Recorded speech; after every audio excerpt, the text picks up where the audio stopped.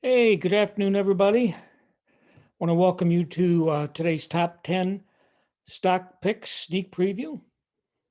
You got John Hopkins here, Tom Bowley going to jump in just a couple of minutes. You know, if you're new to Earnings Beats, I want to really thank you for taking the time to stop in, check us out. Of course, I want to thank all of our members, our seasoned veterans, been with us for years. Really appreciate the support. Makes a big difference. Anybody who's been with us a while sees some of the changes and enhancements made even recently. And really, it's a lot of it's um, because of you guys really stepping up and sticking with us. You know, we were going to have this event last night, which would be exactly 1 week prior to the top 10 stock picks event next Sunday. And we started thinking about it some. You know, Valentine's Day, it might not go over big. So we said, let's hold off on that. Let's switch it to today. The market's closed. You know, people itching to get that market open in the morning. So let's go ahead and switch it to today. And it's been great. We have a terrific response, got a great crowd that's gathering today.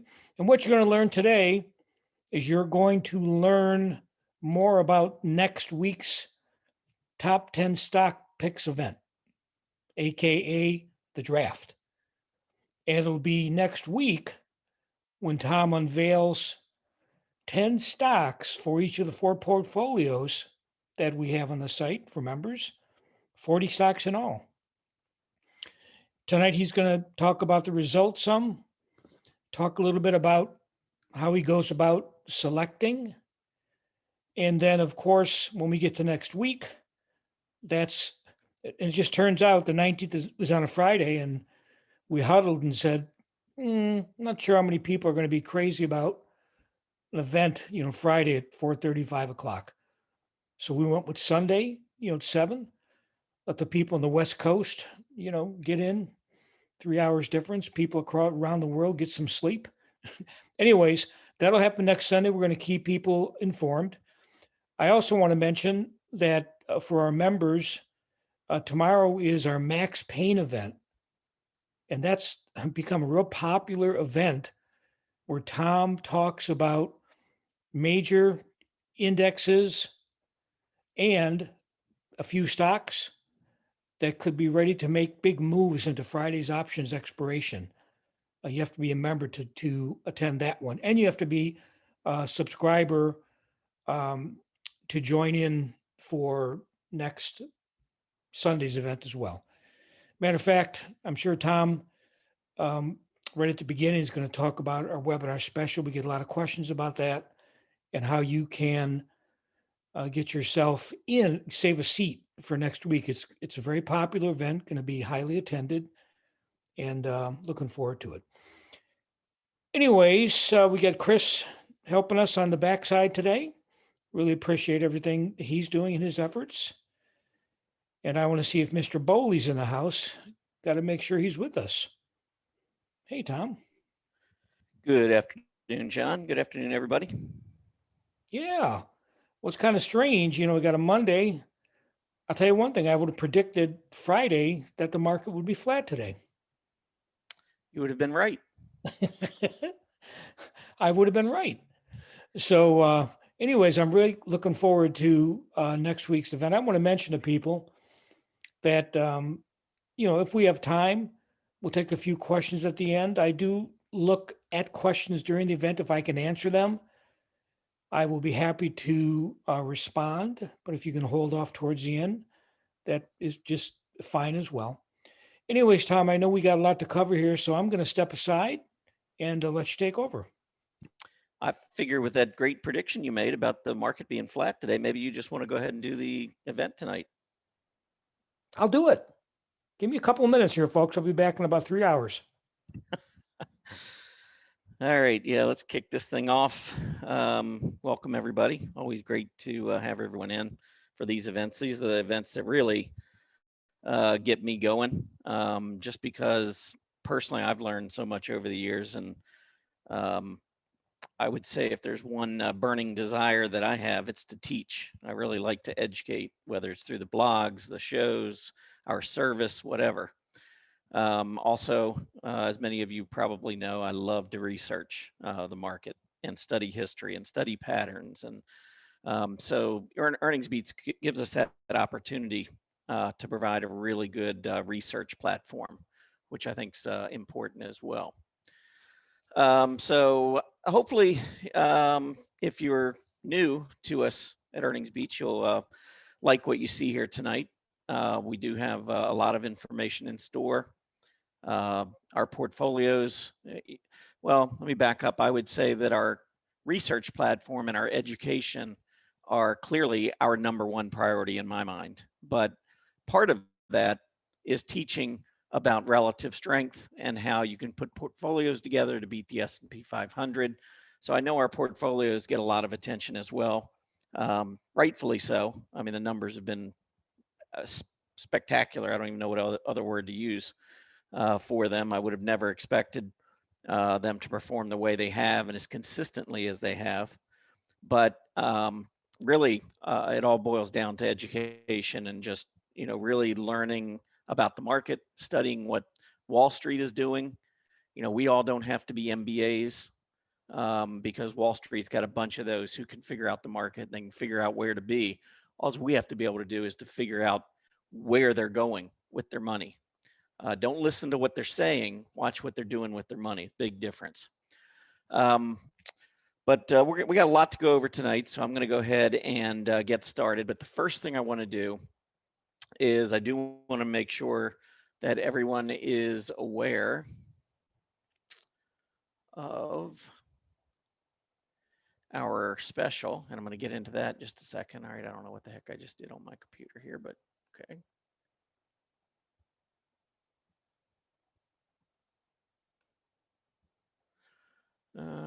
Sorry, 1 second.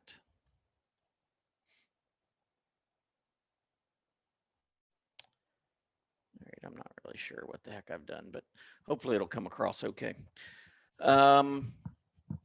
Yeah, let's go ahead. Before I go over anything, let's pull up the agenda for tonight and talk about some of the things that we're going to go over. You can see introduction, obviously, welcome everyone. Really good to have everybody on board here. Hopefully you're going to enjoy what you see tonight and hopefully walk away with something of particular value for those of you who are already in our community at Earnings Beats, whether you're a paid member, whether you're part of our Earnings Beats Digest. I really want to thank you for your support. If you are coming in here tonight and you haven't previously been part of our community, you will be part of our community, at least in terms of the Earnings Beats Digest newsletter, which is published 3 times a week. So just want to welcome everybody. Really appreciate you taking your time out, especially on a holiday, to come in here. Yeah, John and I, we talked about doing this yesterday, so it'll be 1 week before, and then we thought, all right, February 14th, we're probably already pushing it in terms of significant others, probably not being a huge fan of Earnings Beats because we take their significant other away so many times. Probably doing it on Valentine's Day might be the final straw. So we decided maybe it would be in our best interest as a company to have this on the 15th instead of the 14th. So hopefully you can appreciate that. But we're going to get into, I want to talk a little bit about the market, because anytime you start putting together a portfolio or you talk about, how you approach the market, you got to start at the top. I mean, you have to look at what you think about the overall market. So we'll start there. I want to jump into portfolio results and summary. We'll talk a little bit about the numbers. I'm going to show you, and especially for those of you maybe who are professionals that manage money, you're probably familiar with the Sharpe ratio. I'm going to talk a little bit about the Sharpe ratio on these portfolios. Pretty amazing numbers. So I definitely want to share those with you all. And for those of you who maybe aren't portfolio managers, you might be interested to learn a little bit more about the Sharpe ratio, because that's kind of a big deal when it comes to managing money in terms of the risk you're taking. And it's not just about the risk, it's the return you're getting for the risk you're taking is really what it boils down to. So, risk is one thing, but if you're getting tremendous return, then it might be worth taking that risk. If you're not getting return, if you have a lot of risk, but you're not really showing the return for it, then it's, something you probably want to avoid. Anyhow, we'll talk about that a little bit. I'll go through sector, industry, relative strength. That's a big component of what we do in terms of selecting these portfolios. We want leaders. And a question that always comes up, and it'll come up tonight, it'll come up next week, it'll come up next quarter, it'll come up as long as we're in business. But one of the big questions that always comes up is, well, your portfolio stocks are overbought. I can't jump into them here. They've risen too much. That's been the same thing that's been said every quarter. And when you go into our website, just go to earningsbeats.com, you'll see our portfolio performance, which has been outstanding. Leaders continue going higher. Wall Street essentially soaks up a lot of the supply of the shares. And so once you get strong hands, the big Wall Street firms that jump into some of these companies, it leaves fewer shares available for the rest of us to trade. And when companies keep coming in, posting good numbers, that's where that outperformance continues to come in. So question always comes up is, these stocks are too overbought. Can't jump into them here. And we've seen it quarter after quarter, and really hasn't been a major factor, major negative for us in our portfolios. Portfolio design strategy, that really gets into the details of how we look at the market. Obviously, we want to know from a big picture perspective, do we think the market's going up or going down? That's where portfolio design starts. If you believe the market's going up, if you believe you're in a secular bull market, that's going to have a tremendous impact on where you want to invest and where you don't want to invest. And so that has had a major impact. But we'll talk about all that.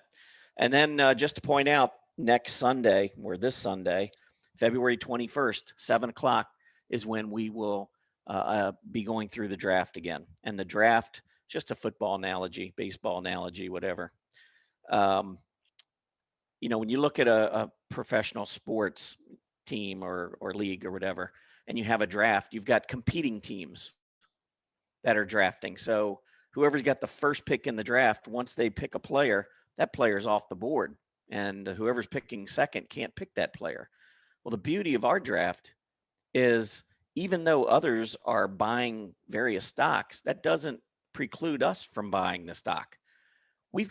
I always look at it like the top 10 picks in the draft for each one of our portfolios. I mean, how cool would that be if you're a San Francisco 49er fan and they just give you all the top picks? I mean, you could build your team pretty fast and hopefully have a pretty good team if you were picking if you had all your top selections. That's what we get to do every day in the stock market. Nobody pins us down and says, here, you have to, somebody else bought Apple, you can't buy Apple, or somebody else owns Tesla, you can't own Tesla. We can own Tesla, we can own Apple, we can own any stocks we want, which is a great thing about it. So I always refer to it as a draft just because we've got the top picks, and announcing those is kind of like going through and announcing a draft if you're a big sports fan. Anyhow, that is it. So I'm going to jump in. The first thing I want to do is I'm going to take you over, and I hope my screen is working here. I'm not sure what the heck I did. I think it'll work.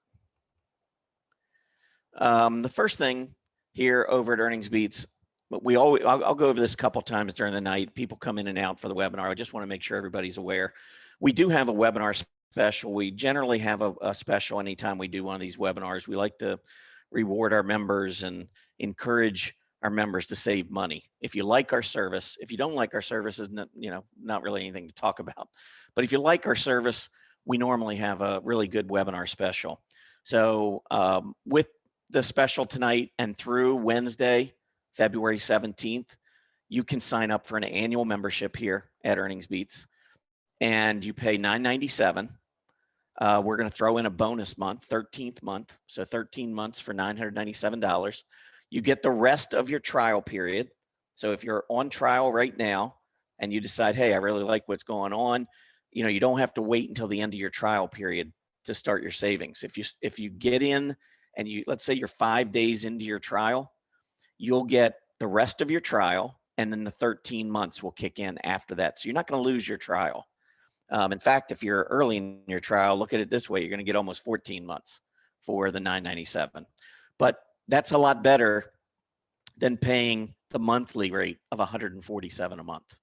You're going to save a ton, 48% to be exact.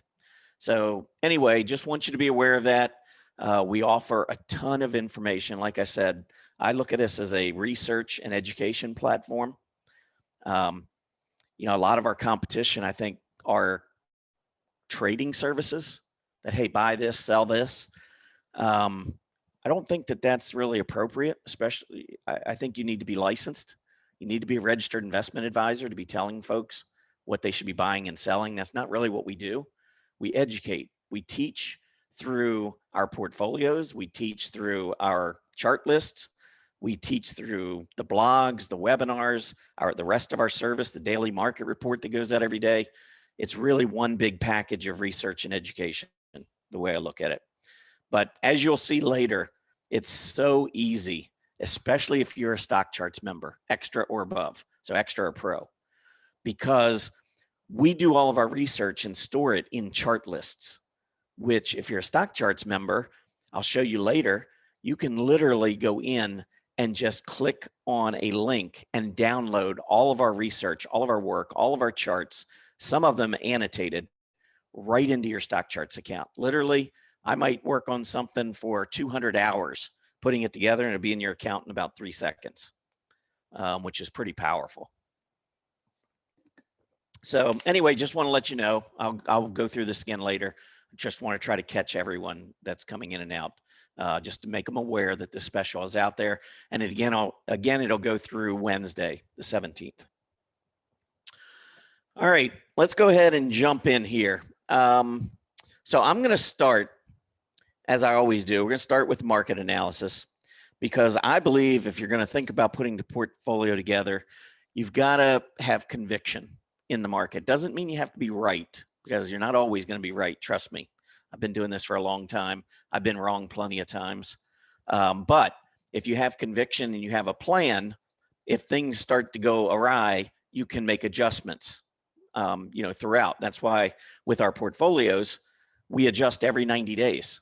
So if some things start to turn in the market, when it comes time to do the portfolios again, we're going to have all that information.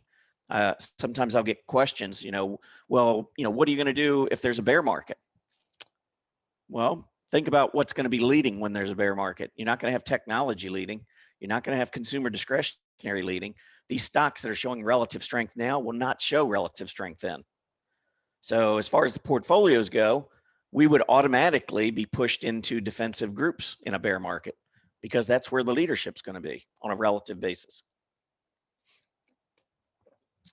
All right, so long term. And I always like to pull out this 100-year chart. I don't know if I can get any longer than 100 years. This is about as big a picture as I can get. The market goes through cycles. I talked about this a lot. I know many of you probably are new to earnings beats. I don't want to spend a whole lot of time on it, just kind of a quick summary. But you can see these periods. These are, again, all the way over here, we're talking 1920s, 1930s, all the way across to the current time frame, 2021.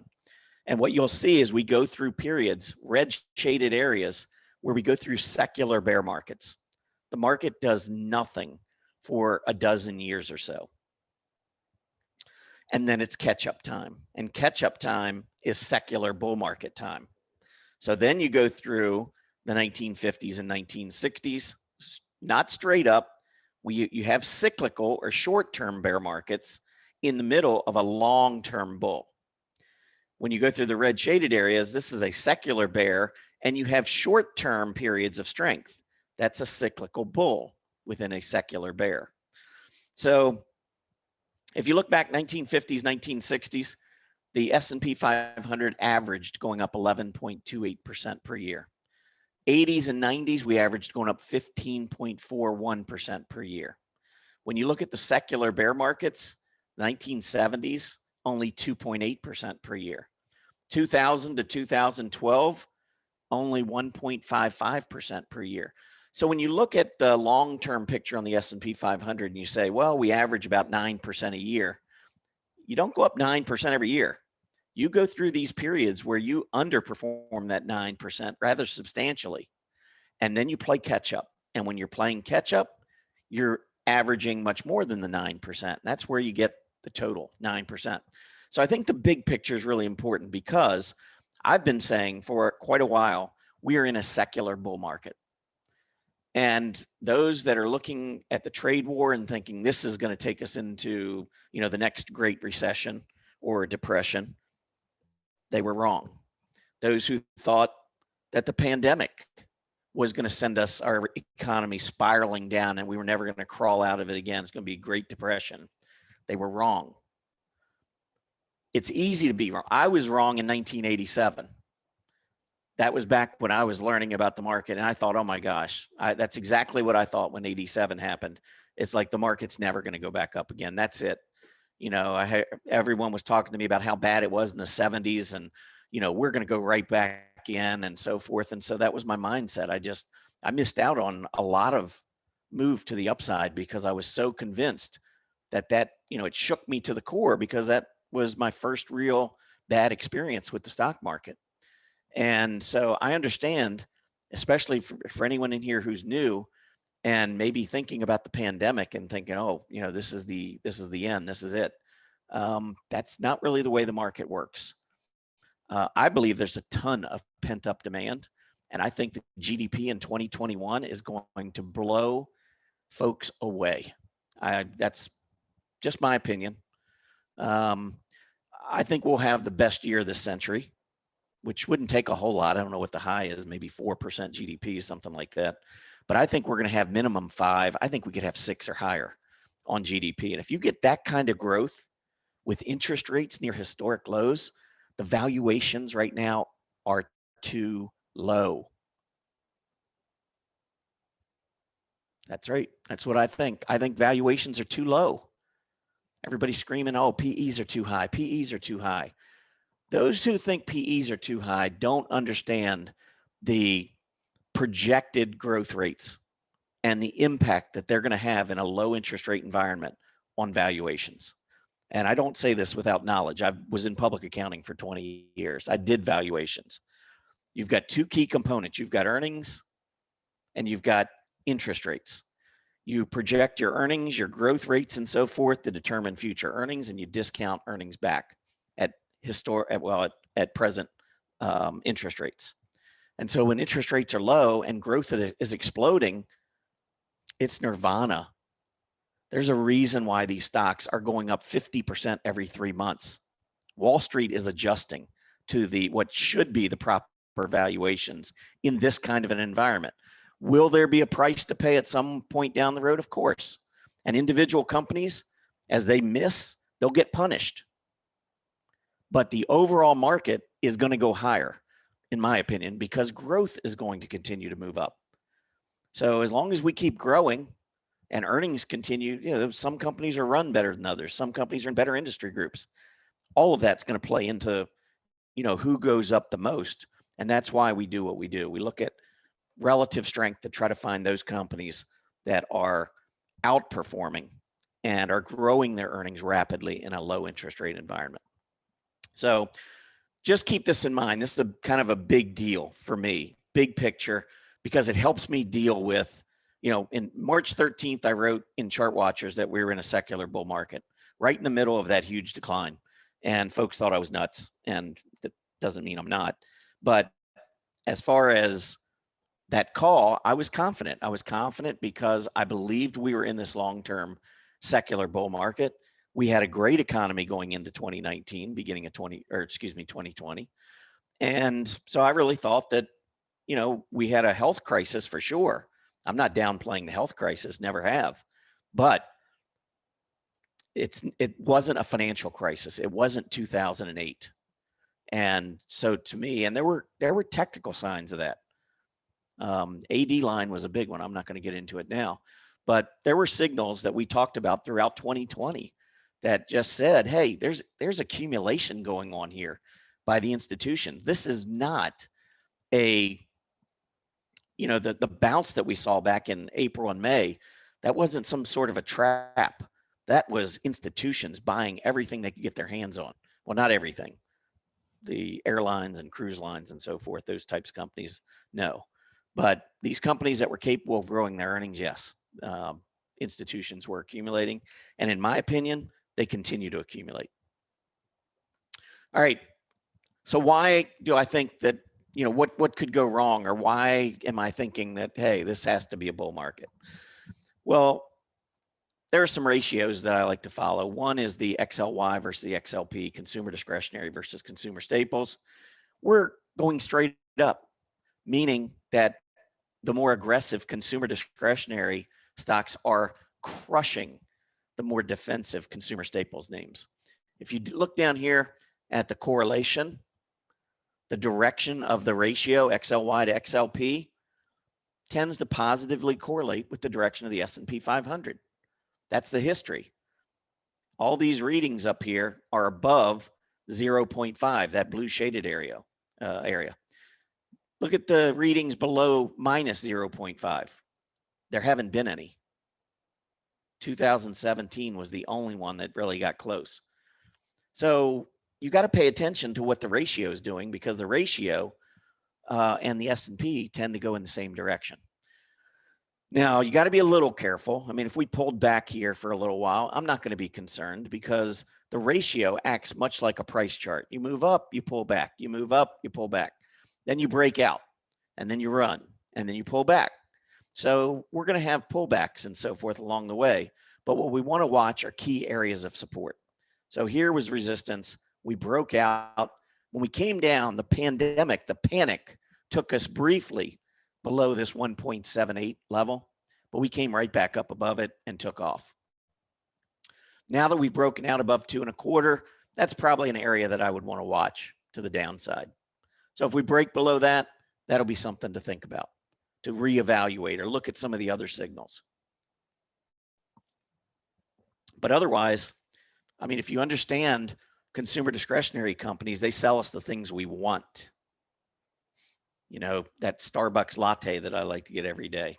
If I'm not feeling very good about the economy, I might start cutting back on the Starbucks latte. I still have to pay my power bill, electricity. I don't have a choice. That's something I need. But a latte at Starbucks, I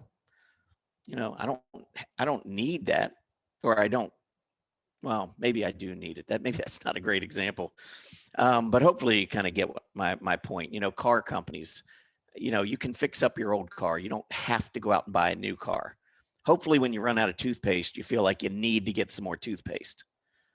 A car, no, you don't have to. There are other alternatives to save money. And so when discretionary stocks are outperforming, it's usually very bullish for the market. Transports versus the S&P 500.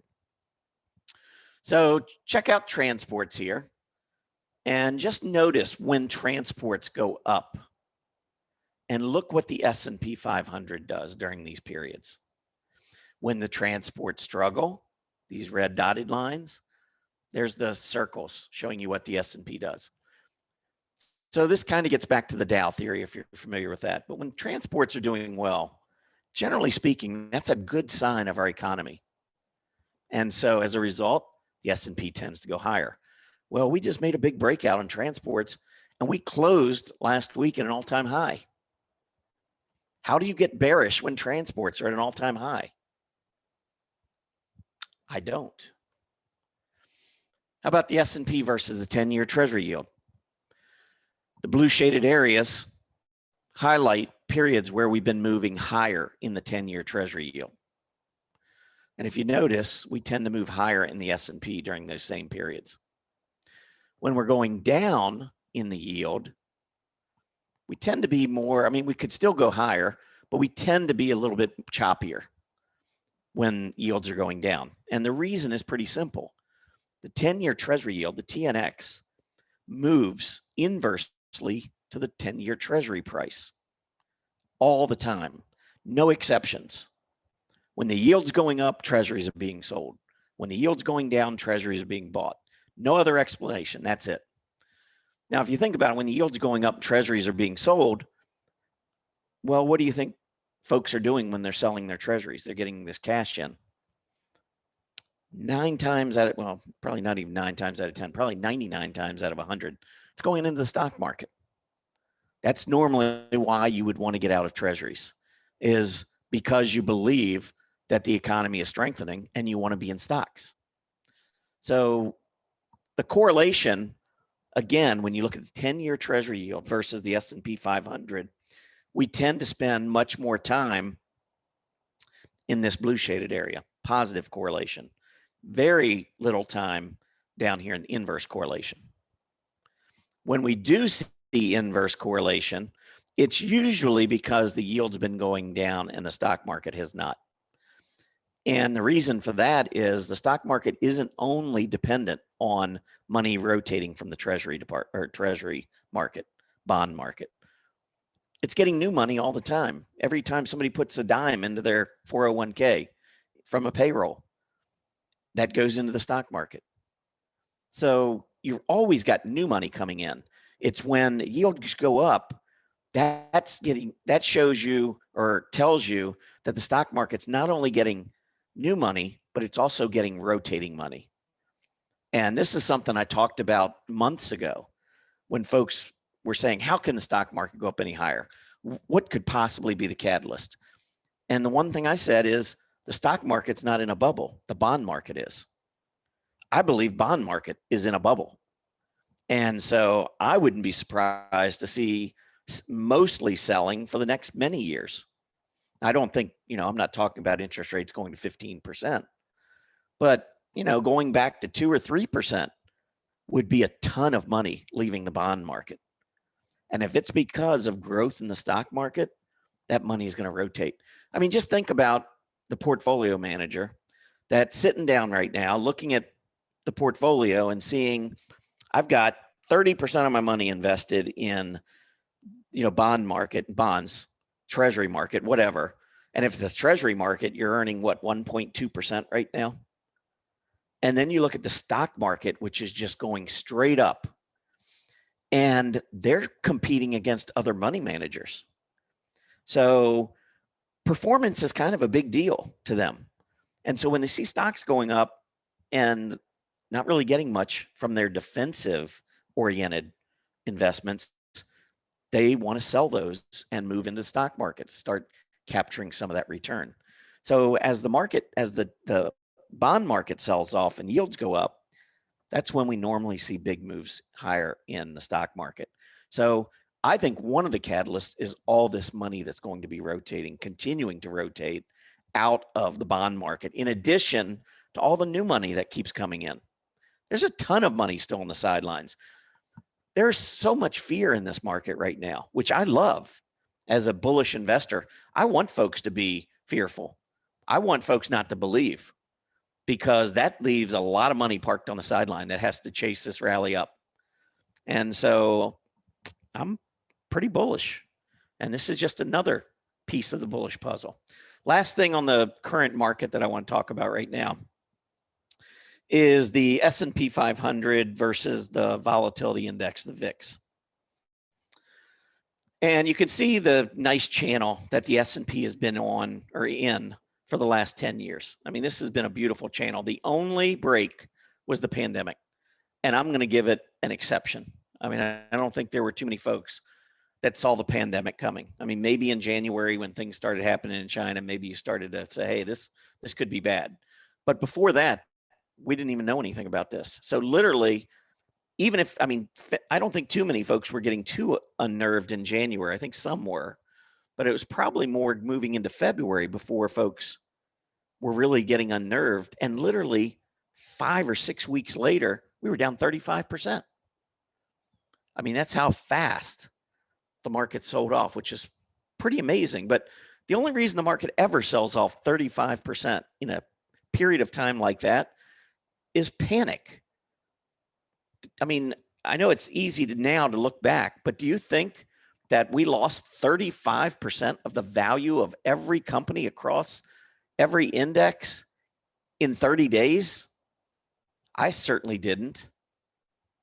I mean, but we overreact. When you're emotional and you're panicked, you don't think rationally, you think irrationally. And that's what led to that huge drop, but we've rallied back. And now, I think we're on track for this long-term secular bull market to continue to the upside. And I wouldn't be surprised to see this channel kind of hold true and maybe even move up a little bit. Who knows? We'll kind of watch and see, but I wouldn't be surprised to see us move to the top end of this range, maybe even breaking out to the upper end, or breaking out of the upper end for a period of time. Then we'll pull back, we'll consolidate, move back into the range, and then we'll have another rush to the upside. That's what I expect. When you are rallying, notice that the channel, many times you can stay 2-3 years toward the top of the channel. Even in here, 17 and 18, we stayed above the midline. I mean, if I had drawn a third line in here in the middle, you know, you can spend a long time. So if you're waiting for us to go back down and hit the bottom of this channel, you could be waiting a long, long time. I mean, when we were up here, you know, I mean, before we hit this bottom and set this lower limit down here, I mean, it was several years later. You don't want to sit out of the market for several years waiting for a trend line to be tested. Last thing on this VIX, I wrote an article. If you haven't read it, you probably should go back and read it. But I just wrote it on yesterday morning. And I do a lot of research and a lot of studying of history. I mentioned that a little bit ago. Here we saw the VIX break down below 20. Now, anytime in the last 10 years that we've seen the VIX spike over 30 and then come back down and close below 20, here's the history of those occurrences.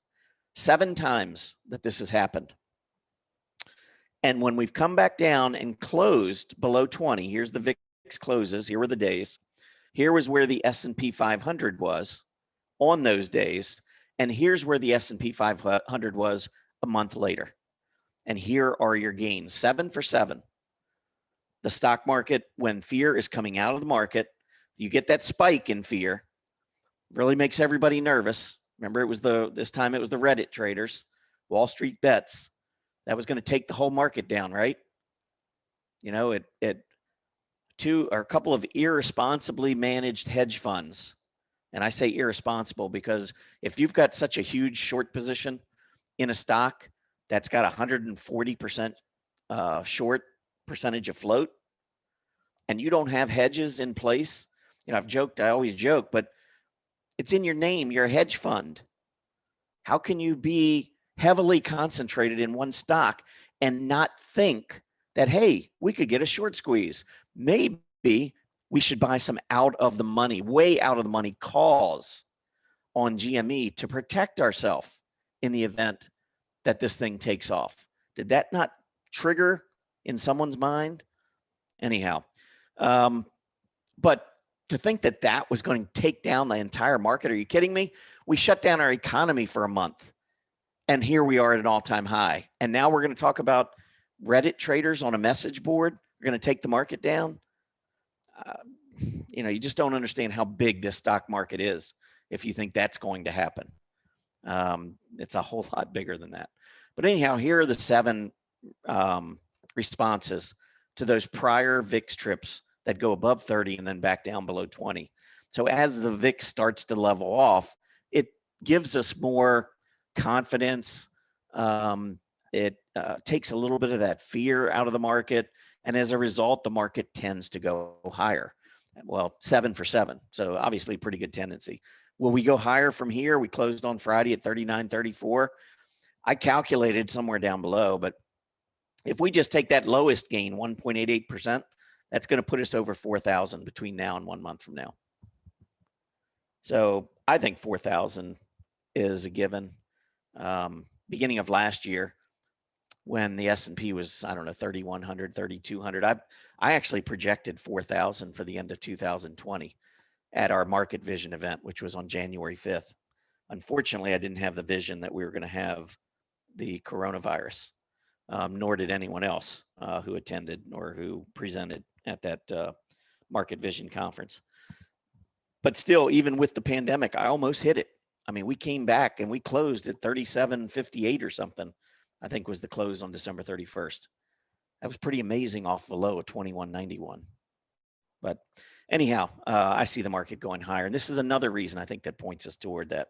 So that's the market analysis part that I wanted to go over, just to give you a sense of where we're at as we approach the next selection, the draft process that we're going to announce this coming Sunday.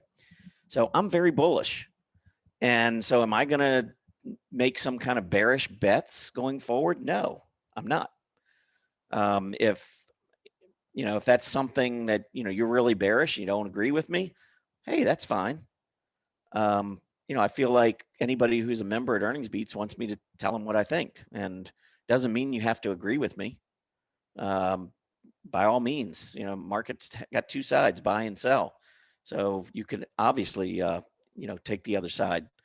I give you my reasons, and I generally have pretty good conviction, and then we go from there. And if I make a mistake, I'll own up to it and we'll reevaluate. But, I had someone, I think, wrote to me, I don't know, maybe the end of the year, maybe the beginning of this year, and said, "You're just a perma bull." And I thought to myself, that's quite a compliment. Thank you. Because the market came out of this pandemic and is at an all-time high. I think the bullish side was the right side to be on. So I don't know if that was like a sarcastic email or what it was, but I'm thinking, okay, thanks. But I'm not a perma bull. I mean, from a trading perspective, I wrote an article on September 3rd. I thought we were topping in the near term, which we did. So I don't consider myself a perma bull, but I do believe we're in a long-term secular bull market. So if you're expecting me to write bearish articles, you're probably not going to see too many of them. It's just not going to happen. All right, next up, portfolio results and summary. Well, I was thinking back to when I did this 3 months ago, the last sneak preview. And I remember talking about, a couple of groups that were starting to show some strength. And I'll pull up one of them here. This is the hotel and lodging REITs. So this is where we were back in November. See this big move to the upside? This is right when I was doing and this, by the way, was when the vaccine news came out, right at the beginning of November. So, of course, a lot of these beaten down groups got, huge rallies on that news. And, I talked about it and I said, you still can't ignore the big picture. I mean, even before we got into the pandemic, this was a group that just wasn't performing well. And then, of course, the pandemic, think about what this is: hotel and lodging REITs. Hotels, who needs hotels? Not too many people in a pandemic. Lodging, no, not really. So this is just a group that was on the unfortunate side of a pandemic. Wasn't anything they did as a company or as a group of companies. It was just, this was a pandemic that impacted that area in a very negative way. Now, we had this big move. The part that scared me about trying to jump in is that we saw this back in May and early June. We saw the group take this big leap. This is a relative strength chart, by the way. So this isn't showing hotel and lodging REITs going higher. It's actually showing hotel and lodging REITs going higher relative to the S&P. Down here, you can see their actual movement, which was higher. But you can see, look at on an absolute basis, we took out a high that we had back in June. But relative to the S&P, we did not. So even though we were showing better absolute price action, relative price action was actually worse. And so when I was looking at this, I'm like, I don't want to be part of that. I mean, we're in a secular bull market. I think everything's going up, but I want the areas that are outperforming. I don't want areas that are just going up, because if the S&P goes up 10%, I go up 5%, I'm not going to be happy. By the definition, I went up, but I want to outperform the S&P. If the S&P goes up 10%, I want to go up 15% or maybe even 20%, or hopefully at least 12%, something. I want to beat the S&P. That's always our goal. When you're just about anything we talk about at Earnings Beats, our goal is to beat the S&P 500.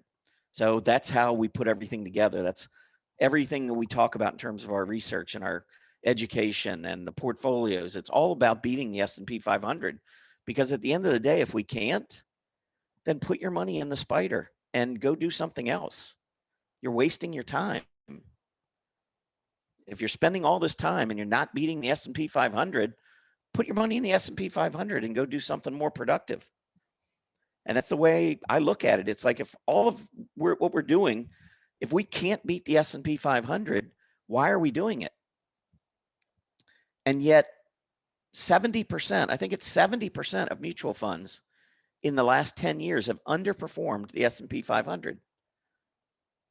And so you want to know why some of these index funds become really popular? Like, why has the spider become so popular? It's because it was outperforming everybody else that was trying to manage money for folks. So, index funds have a place, but I always refer back to a famous quote that Warren Buffett made, which is, something I'm just paraphrasing, but he always said diversification was really a sign of ignorance. And, he didn't mean it in a mean way. He was just saying that if you know what you're doing, you can outperform that diversified portfolio. And that's our approach at Earnings Beats. It's like, I don't want to be diversified. Why do I want to own energy stocks for the last 10 years?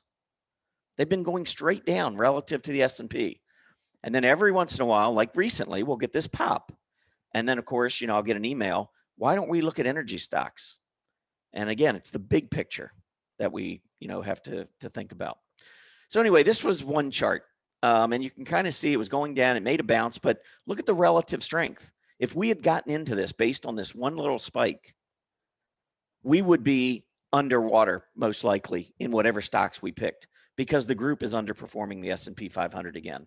And it has been now for 2.5 months, ever since the spike ended, which just was about the time we would have announced our portfolio. So I like consistent strength.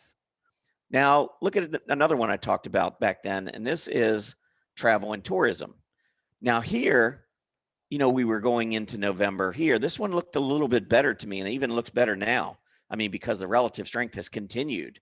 So now we're really starting to see some strength. Not only absolute strength, breaking out above all these prior highs on the travel and tourism index, but now we're starting to make grounds on a relative basis. That starts to get me excited. That's when I want to think about looking at some of the leaders in travel and tourism. I mean, I've been talking up Expedia now for the last couple of months. I think Expedia is one of the leaders. Will it be in the portfolios? Maybe. Might be in one of them. I don't know. I'll be going through doing that evaluation, and of course we'll release them all with the draft next Sunday. But this is a group that looks much better. And I like the fact that, hey, we put the double bottom in on a relative basis. We took out this intermediate relative high. We pulled back, held the rising 20-week moving average, and broke out again to another new high. That is starting to show more consistent strength on a relative basis. So that I would be interested in. All right. So, when we look at portfolio results and, to summarize, one thing we can do is, let me go over to, I don't know where it went.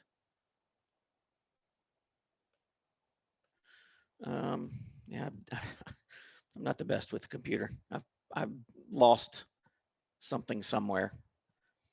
But if we go into the service, we have, under stocks, you can see a number of different pieces of research, if you will, that we do. But down here are our portfolios. And so we keep track. You can come in here and you can look at our 4 portfolios, and then you can go in and check them out from a historical perspective. So you can go back and you can see when we first started, these were the 10 stocks. We put 10 equal weighted stocks in each portfolio, hold them 90 days, and then after 90 days, we do it all over again. And so the beauty of it is that you're constantly filling up your portfolio with leading stocks in leading industry groups. I mean, the theory and the strategy to me makes perfect sense. But anyway, you can go through and you can take a look. We have the performance of our portfolio, and we have the S&P 500 for each quarter. So you can see how we've done. We are right now getting ready to wrap up our 9th quarter on the model portfolio. And we have beaten the S&P 500 8 times out of 9 quarters. And I added it up today and averaged it. And the average outperformance per quarter is more than 10%, which is, like I said, staggering to me. I would have never expected it. Here was the only quarter we lost to the S&P. Third quarter, 2019, 8/19/19 through 11/19/19. And for those of you that are new, the reason we pick these dates, you'll see that our draft is as of February 19th, May 19th, August 19th, and November 19th. What we want to do is basically get through earnings season. So earnings are we still got a bunch of earnings coming out this week, but after this week, things will start to slow down quite a bit. And so we'll look at all the earnings. We'll look at all of the reactions. We'll look at what Wall Street's doing, look at relative strength, look at the various areas that are leading the market, and we'll put together what we believe are the 10 best stocks in each of the 4 portfolios. And that's how we do this every quarter. But you can see 11/19 to 2/19 edged out the S&P 500 there. February 19th through May 19th. So this was the pandemic. The S&P throughout this quarter ended up losing 13.68%. We were actually up 4.63%. And then since then, throughout this pandemic, oh my gosh, portfolio has been doing awesome. 35% versus 15, 17% versus 6. And then currently, I think, well, I could go up here and we could go to,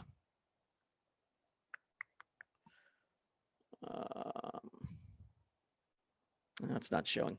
I'll go over the numbers in just a minute. In fact, I want to go ahead and do that now.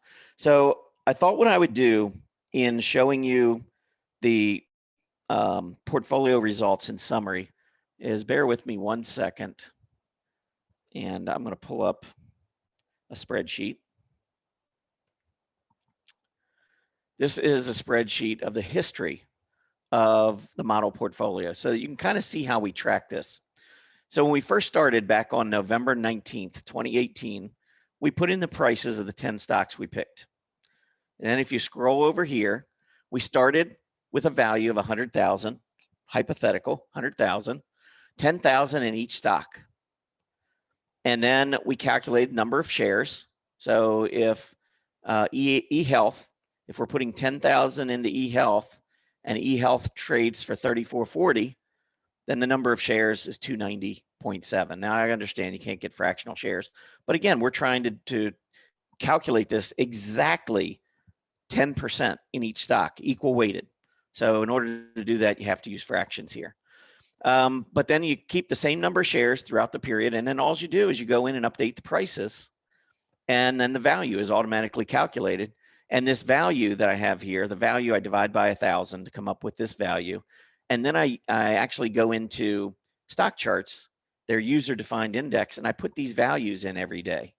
And so if you wonder how I do these charts of the various portfolios, it's from this user defined index. All right. So we go through the entire quarter. The 100,000 now is worth 125,000. Okay. And here are the totals. So not every stock went up the same. I mean, you know, here eHealth was actually the best one. It went up 84%. So it went from 10,000 to 18,479. One stock went lower, 94.90. So it went down a little over 5%. That was FireEye. So at the end, we then come out and we say, okay, those stocks are done. Now we're going to put in these 10 stocks. And I believe the first time we changed, I think we had the same, or we had none of the same stocks. I think they were all different. But you can see that 125,000, we started out with 12,566 in each stock. So we took the 125, we reinvested, but we broke it down 10% into each stock, put in the prices for each stock, and then came over here and calculated the number of shares. Went through the same thing. We go to the end of the quarter, and we were sitting at 130,000 from 125. So we made a little bit that quarter. And you can see again, by the end of the quarter, it's not equal weighted. It's not like we're adjusting the number of shares we're holding every day. So by the time the end of the quarter comes around, some stocks will have gone up, some stocks will have gone down. and then the 130,000 we sell, and then we get back in. Now, one question that comes up sometimes is, tell us if a stock is going to remain in. And if you look at this list back on February 19th, it included Chipotle, CMG. And in May, we also had Chipotle. So the question was at the time, let us know if you're going to have Chipotle, and then I don't have to sell it. Well, the way we rebalance, you had to sell some of it anyway. 15,000, CMG had grown because it was a really good relative performer. But in order to balance it out 10% and equal weight it, we actually would have had to sell a little bit to go from 15,008 down to 13,013, which is now 10% of the new balance. So it's never going to be here, just let it ride. I mean, we haven't been doing that with Tesla. We've been in Tesla the last 4 quarters in our model portfolio. I've said for a while now, I love Tesla. Wrote about it at Stock Charts. I said many months ago that if there was one stock I had to hold for 10 years, which one would it be? It would be Tesla. I believe in their technology. I believe in their leadership position. I believe in their growth. I mean, the growth story there is absolutely crazy. At the time when I started writing about it, they were heavily shorted, which only adds to the buying pressure for the stock. But here was the first quarter I included Tesla. It was $917. That was pre-split. So, we split 4 for 1, but 917. And then we ended at 808. Is that? Let me see which one that was. It's been so long now. All right, so it was the third stock. All right, so there it is, 17. Okay, so I guess maybe that was the quarter it had consolidated for a while. But anyway, I still like Tesla. So I remember putting it out when it was 808, and I actually said Tesla could double this quarter. If you go back, and we have all of our recordings archived at our website, but I think if you went back and listened to this one, I think you'd see that I talked about Tesla maybe doubling that quarter. It went from 808 to 1800. It more than doubled that quarter. And we've continued to keep it in our portfolios. Here it is again, the next quarter. But notice Tesla at 1878, it's the fourth one over, so it would have been right here. So it grew from 16,000 to 39,000. But when we added it to the next quarter, it was only 22,000. So it's like you're booking profits, and you don't leave all that money on the table, because if you just let Tesla keep going up and then all of a sudden Tesla had a bad quarter, it would kill your portfolio, because the portfolio wouldn't be equal weighted anymore. It would be heavily skewed toward Tesla. So you got to think that you're rebalancing as well. It's not just picking new stocks, it's also rebalancing. But you can see every quarter, this is just adding up and adding up and adding up. We were at 265,000 there. Now we're at 352,000. This is if you followed everything we've done to a T. 100,000 would have grown to 352,000 in 9 quarters, which is pretty remarkable.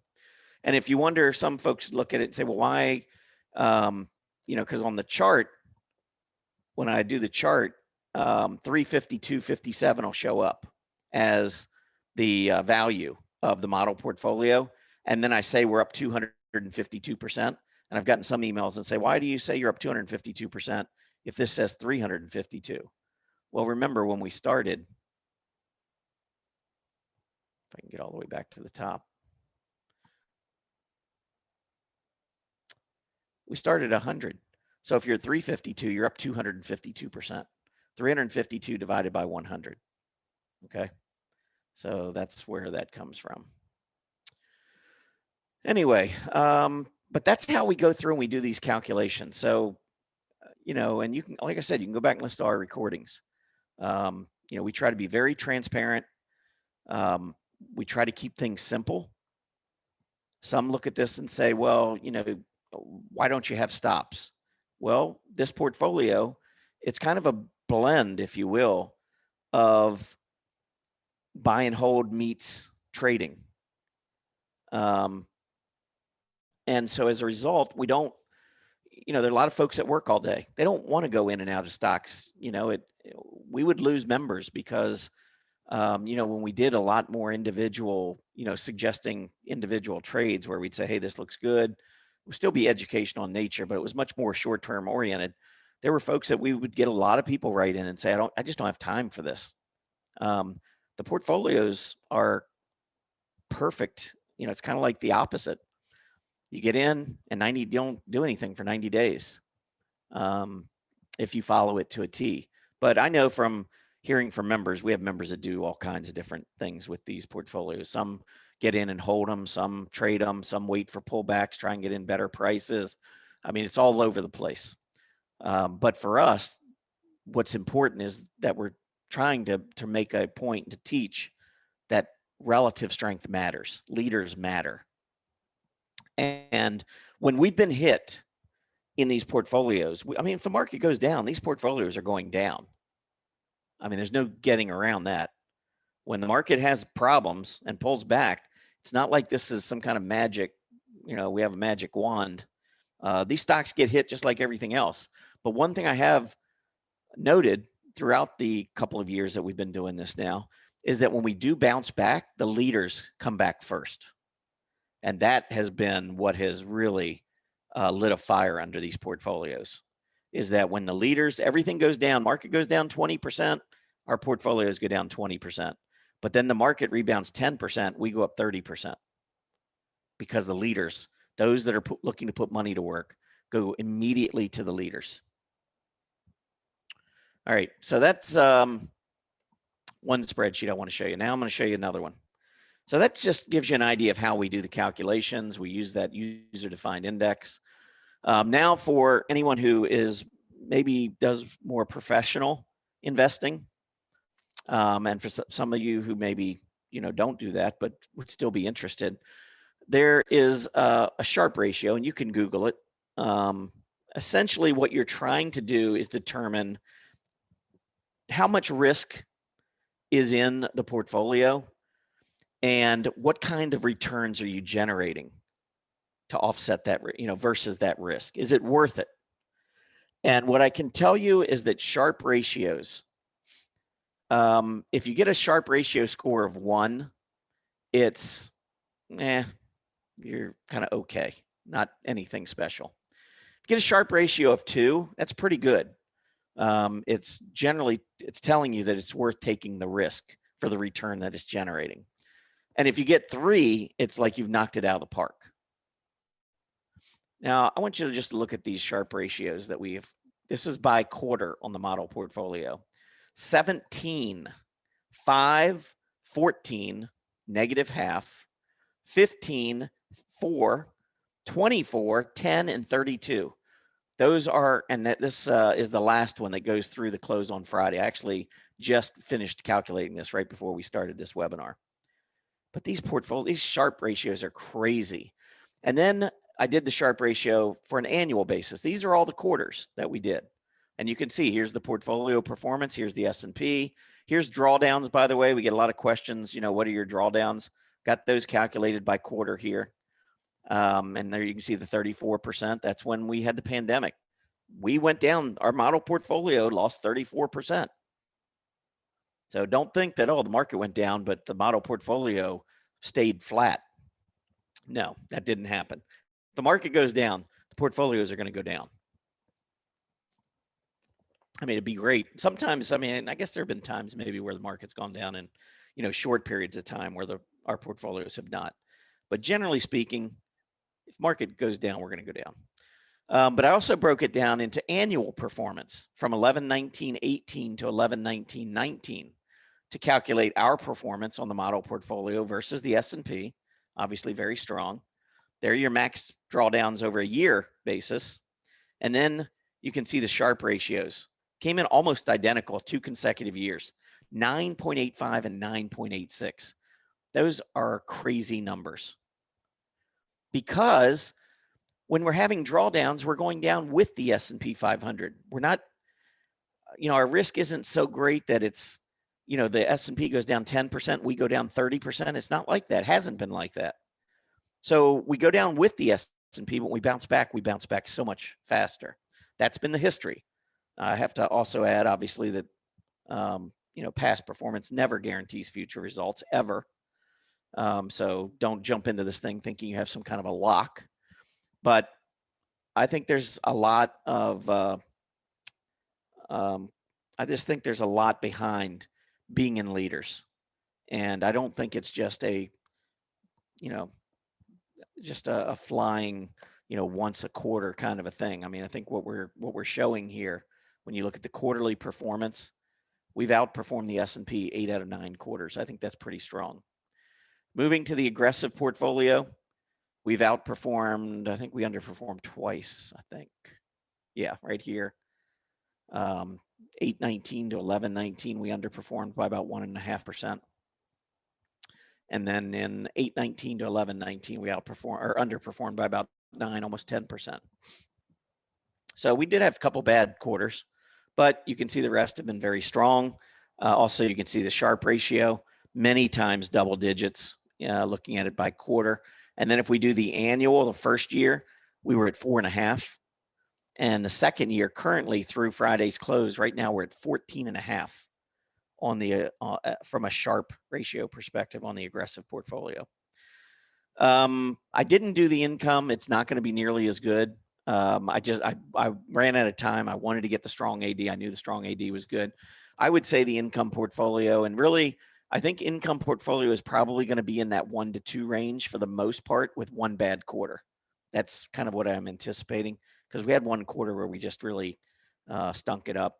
I tried to get defensive, and the market actually went down. So you would have thought defensive strategy was the way to go, but defense stocks got hammered. I think it was when we did the pandemic. I think it was February 19th to May 19th on the income portfolio. That was the one bad period that we've had, one really bad quarter on that portfolio. But again, the defensive stocks hurt that portfolio. It wasn't the aggressive stocks, which was kind of amazing. But anyhow, looking at the strong AD portfolio, you can see we've outperformed. This is our third quarter that we're getting ready to end. We outperformed by 4%, by 21%, and this quarter we're up by 33% over the S&P 500. Max drawdown, 6%, 11%, and 8%. Sharpe ratios, 16, 16, 33. And right now, annual, of course, we're not through a full year yet, but right now the Sharpe ratio is at 20, almost 21, with a max drawdown 11% since May 19th. So anyhow, for what it's worth, I don't know how many of you would be interested in that, but I get the question a lot from professionals that write in asking about our performance and, drawdowns and Sharpe ratios and so forth. So I thought it would, made a lot of sense to maybe take a look at that. All right, let's keep moving. Let's go on to sector industry relative strength. So I want to start off and just kind of go into, let me go back to the charts.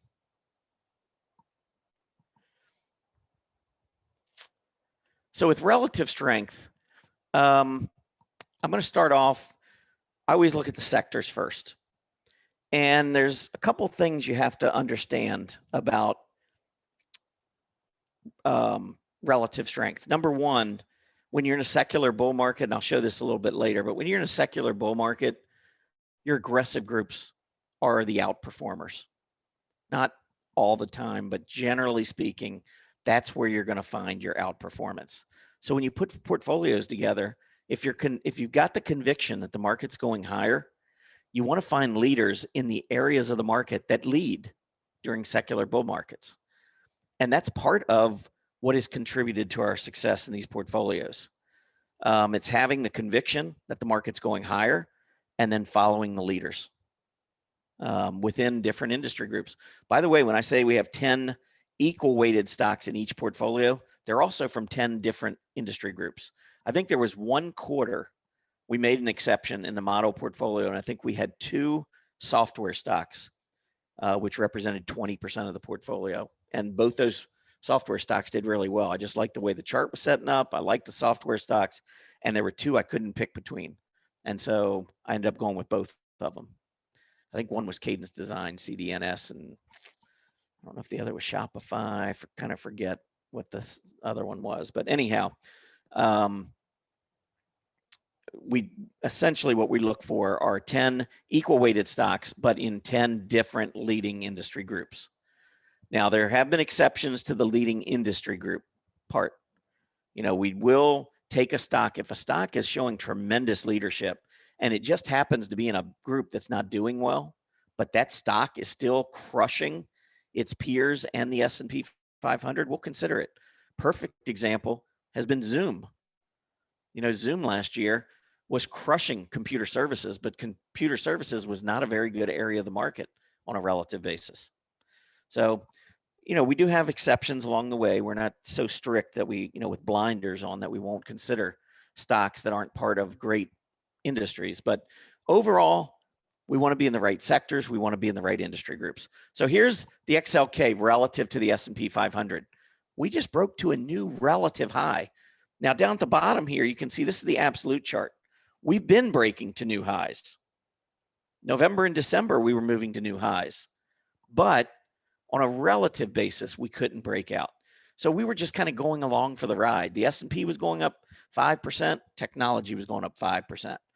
S&P go up 2%. Technology go up 2%. Well, now we're breaking out. So now technology is starting to show that relative leadership again. We want to be in, I can promise you, we're going to have exposure in technology. There's going to be plenty of exposure in technology. I think these are the companies that can grow the fastest. Their earnings can explode in a low interest rate environment. Their valuations go up quickly, and Wall Street knows it. That's why they're breaking out on a relative basis. That's why we kept going higher. Look at what happened in March. So many people were writing the Great Depression's coming. This is Great Depression 2.0.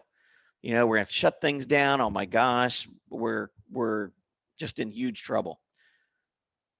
Technology was breaking out to an all-time high relative to the S&P 500 in March. Does that sound like the Great Depression? I mean, what you were reading in the news and what you were seeing on the charts, completely opposite. And I wrote about it, and I'm telling you, people thought I was crazy. But the charts don't lie. Unfortunately, you get a little bit of that on CNBC. But this is where the money's going. I mean, do you want to follow the money or do you want to follow what somebody's telling you on CNBC? I want to follow the money. And so that's, this is part of our evaluation strategies, going through and looking at these various sectors. Consumer discretionary. Yeah, I mean, we struggled in March. Look at the move down. But look what happened in April and May.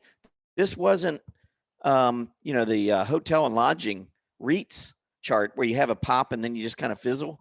I mean, this popped and it just kept popping. That's important to see. Wall Street's pouring their money into consumer discretionary. Just recently, we went up, set a new high. Now we've pulled back, but I would argue that gives us an opportunity. Nothing wrong with the absolute chart. It's just we're seeing a little bit of money rotate. We're going to have rotation from time to time. We saw it on the technology chart where it was struggling for a few months. Now it's breaking out again. So I wouldn't get overly concerned. I wouldn't look at this and say consumer discretionary had a bad week. Bull market's over. That's not really the way it works. It's really, you want to kind of look at this from a longer term perspective. I mean, we could go back 10 years on this particular chart. And, you go through a period, we pulled back for 9 months on a relative basis, another move up. We pulled back on a relative basis for 20 months, another big move up. Here's another pullback, another big move up. This is the pattern in a secular bull market. And by the way, the secular bull market started in 2013. That's when we took out the high from 2000 and 2007. That's when we went through 1,500 on the S&P 500. Actually higher than that, like 1,580. Once we cleared that, we were in secular bull market territory, and look at what has been leading consumer discretionary. Another one since there's April of 2013 right here. Look at what technology has done relative to the S&P. Now some are saying, yeah, but it can't continue this pace. And I say, why not? I mean, you've got, if you looked at the earnings for these technology companies, they're not going up. Some companies are saying, yeah, we're going to earn 22 cents, and they come in at 78 cents. And then you've got to adjust those future earnings and future growth rates, and then discount it back using historically low interest rates. The reason that this is going parabolic is because it's nirvana for these companies. And I don't see the nirvana ending anytime soon. I've said before, we're in what I think is going to be the best bull market of our lifetime, or certainly one of them. Like, late 1990s is going to be hard to top, but we're going to probably the next 10, 12 years be in what I think is a really good market. And then I don't know what's coming, but history tells us another 10 years, we want to start getting a little bit more careful with our money, just based on history. All right. How about communication services? Here's that April 2013 period right here. Look at what's been going on. Communication services. You want to be in there. Now, industrials and financials, they're aggressive, but they haven't really performed as well. They've really struggled on a relative basis. I mean, obviously the pandemic, when it went, we got hit. But even before that, I mean, if you just look across, we're not seeing the same kind of relative strength that we saw in the other areas in industrials. Same goes for financials. I mean, yeah, we're going up, but we went sideways here for 3 or 4 years, made one quick move, then went sideways, and then of course pandemic hit. Now we're coming back up. I think financials and industrials go along for the ride, and if you find some leading stocks in those areas, you can beef up your portfolio with them. So I'm okay with these groups. I'm starting to feel better about the financials, because I do think that interest rates are going to go up, and I think that will help some areas of the financials. But I don't see financials doing what technology is doing, or what consumer discretionary is doing, or what some of these internet companies in communication services are doing. I don't see that kind of rapid growth. They're not built for it. Banks aren't built to see their earnings grow 40% year over year. I mean, you get into a good environment, yeah, you can do it for a short period, but not year over year. So you're not going to get those kinds of valuations there. But let's move on to some of the other areas. So how about utilities? Nice defensive area, right? Yeah, we're right now at a 10-year relative low to the S&P 500. So if you're looking to make money in utility stocks, at least from a capital appreciation standpoint, it's going to be tough. You're going to have to find the absolute best stock and just have your timing be impeccable. How about consumer staples? Consumer staples at a 10-year low. Again, where's the money going? Defensive groups, utilities, consumer staples at a 10-year low. And you think we're going to head into a bear market? Wall Street is ignoring these areas of the market. Wall Street would be pouring their money in if we were topping. How about real estate?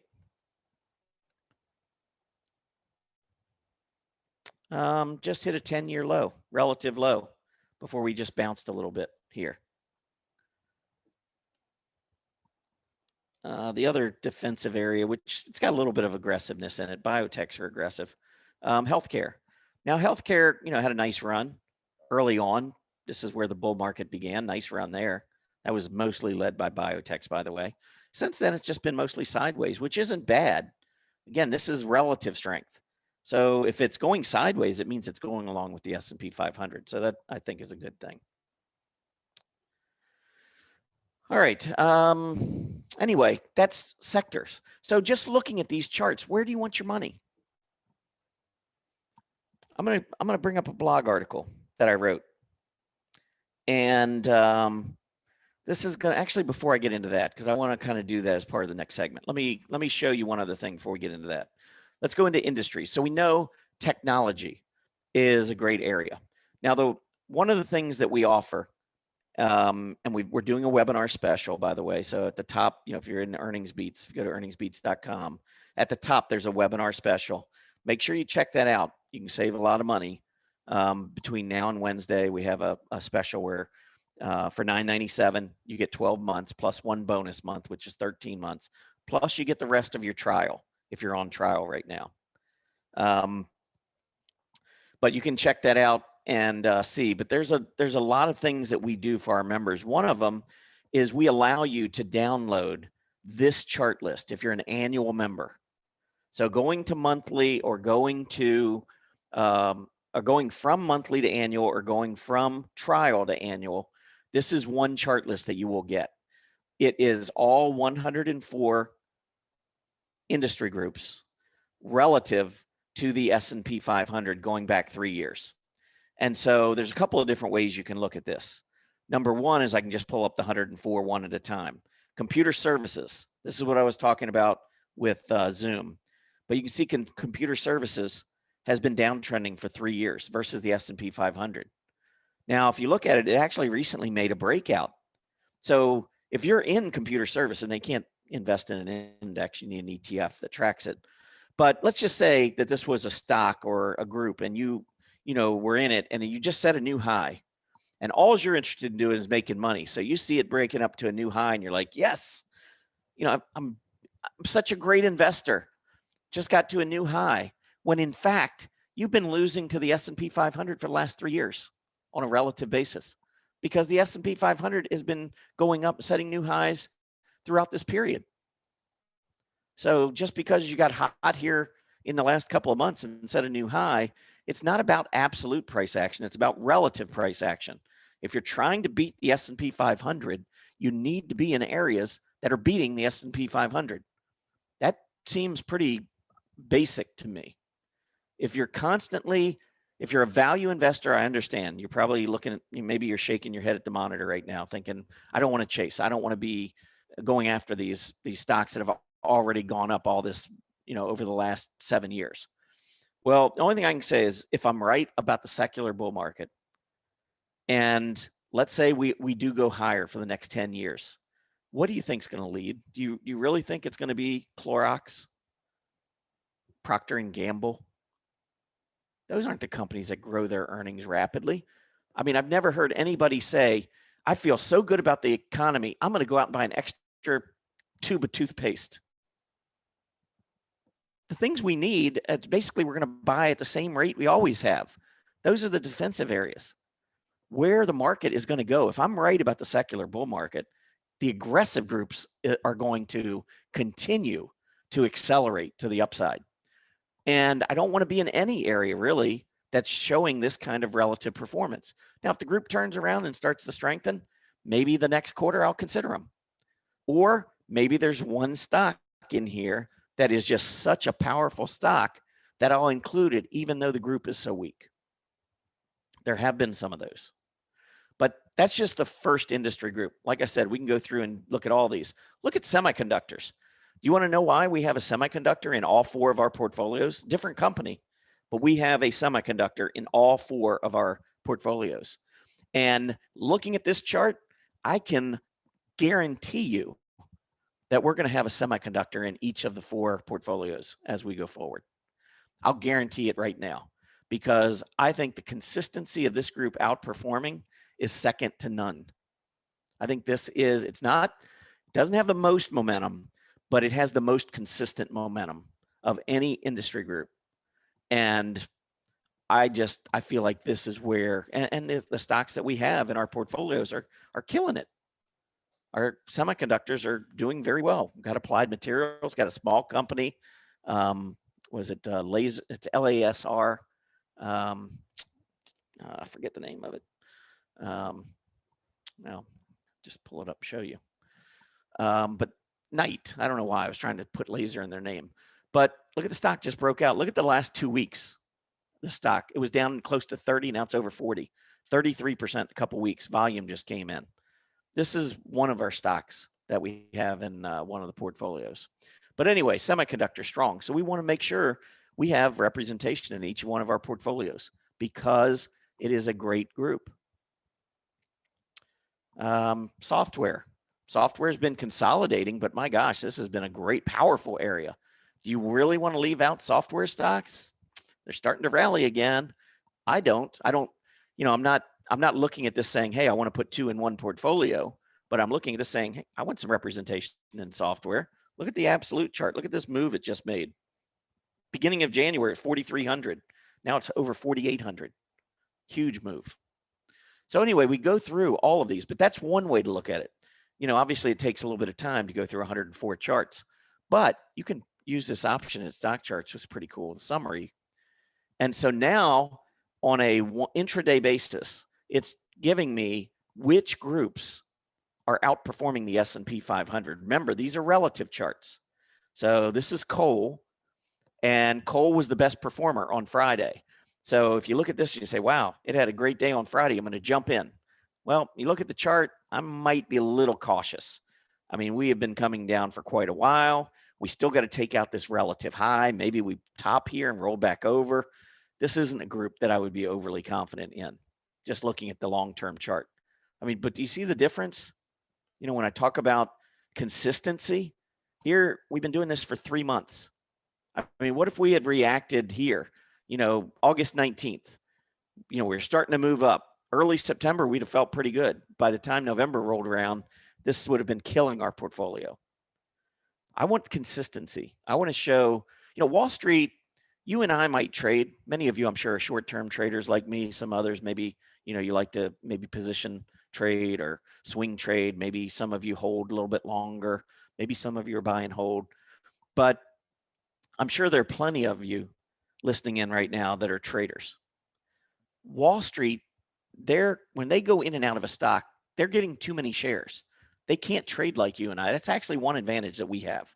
We want to get out of position. You can literally put a market order in. Yeah, you might lose a penny or something, but you're basically going to get out for whatever the price is. If you're an institution, you got 1 million shares and you put a market order and sell 1 million shares, that's not going to work out very well. They go through market makers. Market makers are whipsawing the market back and forth to enable their institutional clients to get out at a good price. That's what they do. That's what market makers do. And they accumulate shares or distribute shares based on our emotions. So don't feel bad for the institutions. They've got market makers on their side that are helping them accumulate at the best price possible. And then, exchange shares from there. But, Wall Street can't just jump into coal and then jump right back out of coal in a week. So when you start to see relative strength and you see the market moving higher, you can, at least I feel fairly comfortable that we're seeing institutions accumulate stocks. And it's not like semiconductors, when we look at that chart, it's not like semiconductors go up for 2 months, down for 1, and then go back up for 4, and then go down for 5. And we've been going up for a long time. And I think Wall Street's heavy into semiconductors, and it leaves less supply. And as profits keep coming out, you've got demand and you don't have as much supply, and that drives prices higher. And we've been seeing it over and over and over again. And again, the beauty for us is that when we want to get into a position, I mean, I don't know about all you, but I know I'm not buying 1 million shares at a time. I might be buying a couple hundred shares or maybe 1,000 shares, or depending on the stock. I mean, something like, Amazon, I might only be buying a couple shares. I mean, who knows? But I'm not doing what institutions are doing, and probably most of you aren't either. And so it is an advantage for us to be able to get in and get out. But let's go back to that relative chart again. So this is just one day, but we can change this to what happened over the last week or what happened over the last month. Renewable energy, which has been strong for a long time. Over the last month, it's second out of 104 groups. Home builders, interest rates are going up. What the heck? Why are home builders going up? Well, interest rates are going up, but if you've checked mortgage rates, that's not stopping anybody. I mean, if you go from 2 1/8 to 2 1/4 or to 2 1/2 even on a mortgage, that's not going to slow down the economy. That's not going to slow down home buyers. So, a strengthening economy with low interest rates is a great environment for home builders. There's the internet in the 5th spot over the last month. Software, they were struggling for a while, not anymore. Number 7 spot over the last month. but we could go back 3 months. There's your renewable energy over the last 3 months. I remember I showed you coal has been bouncing for the last 3 months. There's coal. I don't trust it. I wouldn't, if you're going to give me a choice of those two, I'm going to go renewable energy every time. Then you've got autos. Autos have been so good. They've been really good to us on our portfolios. As I mentioned, Tesla, we've had it in our model portfolio for 4 quarters. There's a very good chance Tesla is going to be in our portfolio. I don't know if it'll be in the model. It might be in one of the others, but there's a really good chance Tesla will be in our portfolios, one of them. And NEO as well. NEO has been a great performer for us. Pulled back recently. It's consolidating, but these are stocks that continue to be in favor on Wall Street. And if it pulls back for a little bit and then breaks out to a new high, again, we're looking 90 days. We're not looking what's going to happen next week or come Tuesday morning, tomorrow morning. We want to, think about what's been working, and we want to be part of those areas. And you got recreational products, which has moved back up. Nice move here. Tried to break out. I think right now it's consolidating, but look at the move recreational products made as a result of this pandemic. At first it went down and then come roaring back. And, I talked about, probably shouldn't get into this because it's just going to be something else. It's going to take a little extra time. But, when you look at Peloton, and you look back to March when it dropped, you see the price dropping in March, but do you see the AD line going higher? Saw that a bunch on a lot of stocks that were going lower in price. AD line was going up, and that's what started our strong AD portfolio on May 19th. We started looking at this saying, hey, there are companies that are going up. Their AD lines are either going up without the price or they're going up with the price. And that's a different category for us. And that's been our best portfolio. But look at Peloton right now. It's been going down for the last couple months. Look at the AD line setting new highs.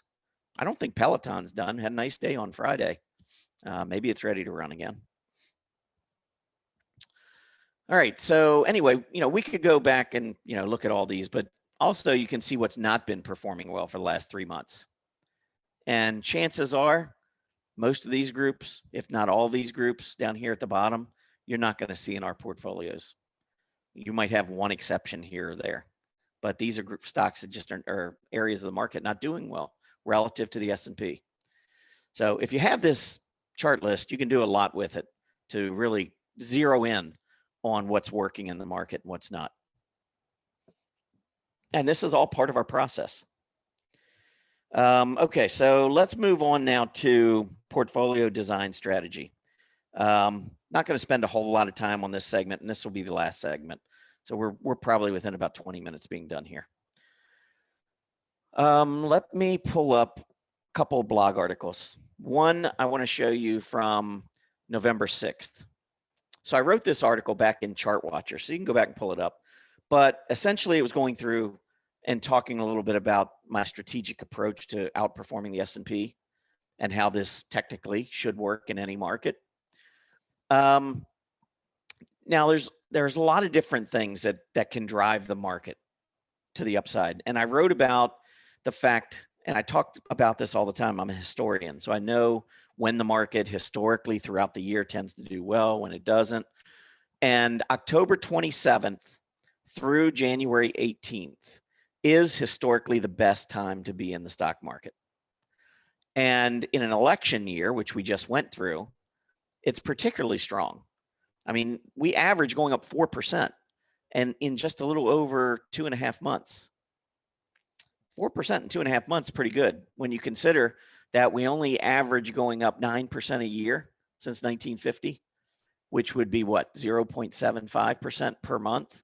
So less than 3 months. We're probably looking at normally this time period would be about 2%, but the average here is 4%. So it's twice as good as the overall market during this particular period. And so I talked about that a little bit. And then I went on and said, stick with leaders. And this is really our theme. And so you can go into Chart Watchers, by the way. If you go into all the blogs, just go into Chart Watchers and hit blog archives.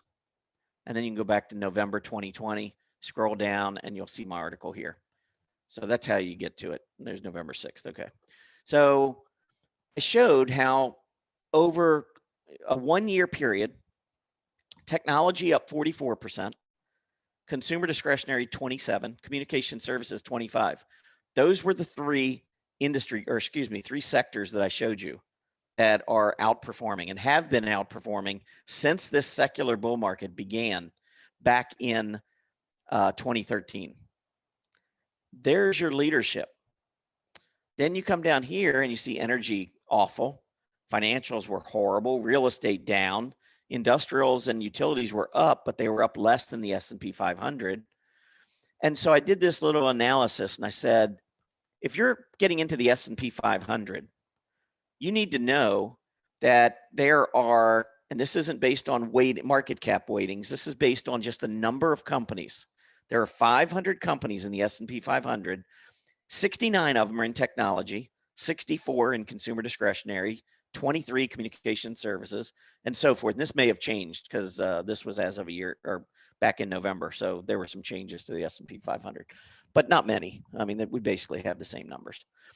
But if you think about it, I wrote the S&P 500 had gained a little more than 14% over the last year.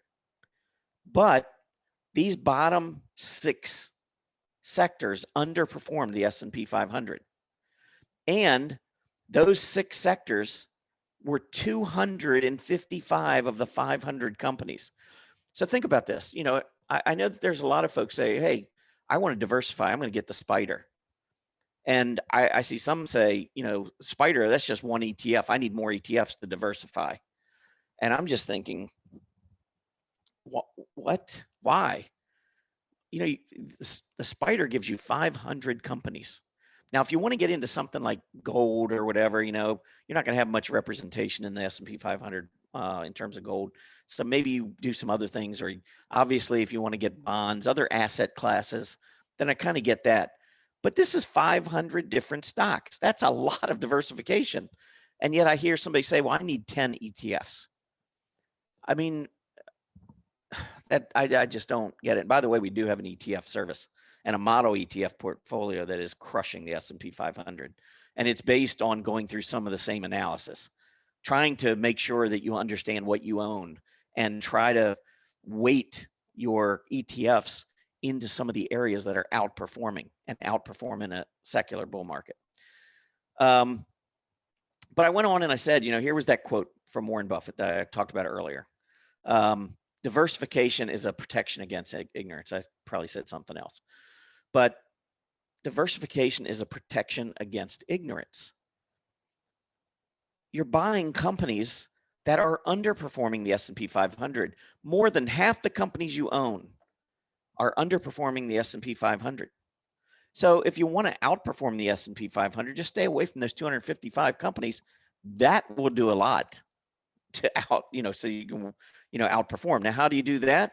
Well, you concentrate on the 5 groups that are outperforming the S&P 500. And so anyway, I went through, talked a little bit about the model portfolio. So here's the S&P 500, the 500 companies and how it's allocated. And then I showed the prior 4 quarters of the model portfolio, the companies that we went into. So 10 equal weighted stocks every quarter for 4 quarters. So there are 40 stocks. Here were the groups that our 40 stocks were in. So technology, we had 40% representation. The S&P 500 only has 13.8% in terms of total number of companies. Consumer discretionary, 30% versus 13%. So right there, 25% of the companies in the S&P 500 are in the best areas. For us, 70% of the companies are in the best areas. So if you want to understand how we're getting the returns that we're getting, we're going with leaders. We're following Wall Street. Wall Street is telling us the leaders.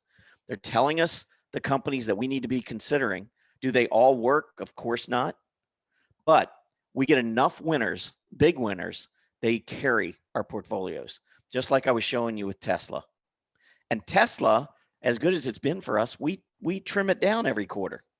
We have huge gains, trim it down so that it's equal weighted again, and then they have huge gains, and we trim it down. I mean, obviously it would be even better if we just held Tesla, but we don't, I think it's much more prudent to rebalance these portfolios every 90 days. So anyway, I wanted to show you that because that kind of explains a little bit what we do. And then the other thing I wrote, and this was recent, this was back on Saturday morning, I wrote about our investing methodology as we head toward our next draft.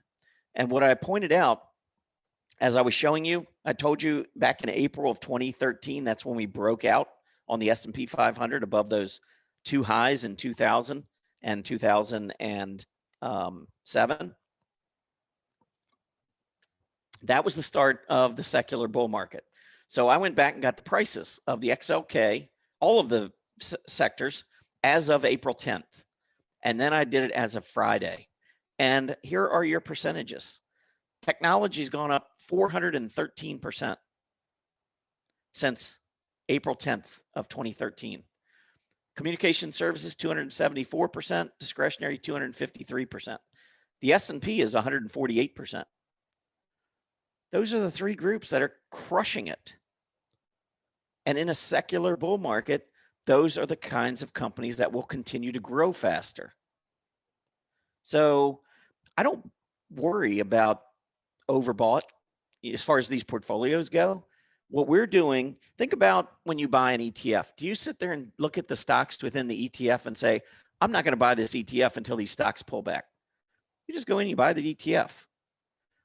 That's kind of way I look at these when we put out the portfolios. We don't say, well, we like Tesla, but we're only going to get in if it drops 10%.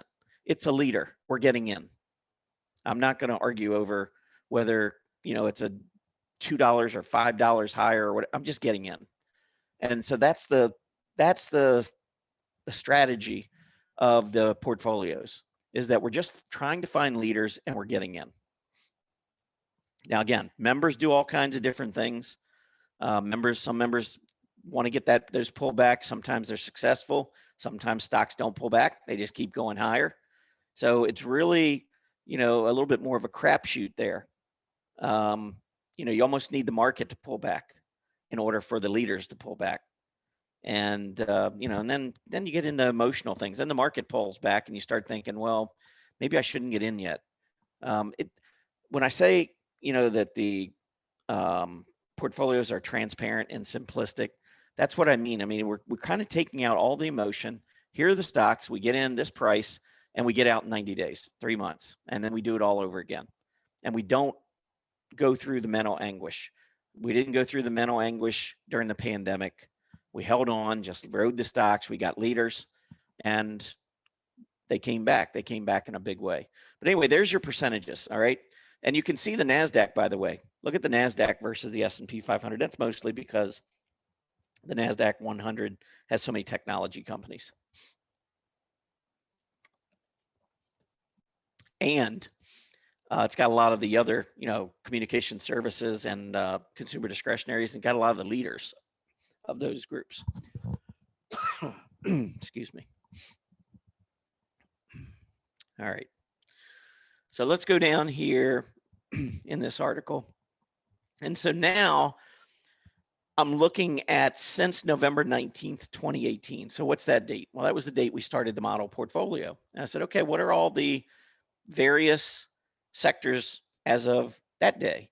And where are they now? And here's the percentages: 117, 71, 68, 43, down to minus 23% energy. Anybody for the last couple of years that's been trying to time energy for a great value play, it really hasn't panned out very well. While all of this has been taking place, the S&P 500 has gone up 46%. So you can see, once again, the technology, communication services, and consumer discretionary, those are the three areas leading the S&P 500. NASDAQ's been leading because of technology. And look at our model portfolio over the same period, 252.57%. It's not just because we're in technology, communication services, and consumer discretionary.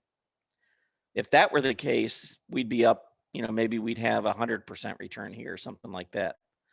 It's not just because we're in the right groups. It's also because we're in the right stocks. So it all comes down to relative strength. And that's what I tried to get across here in this, what's the secret?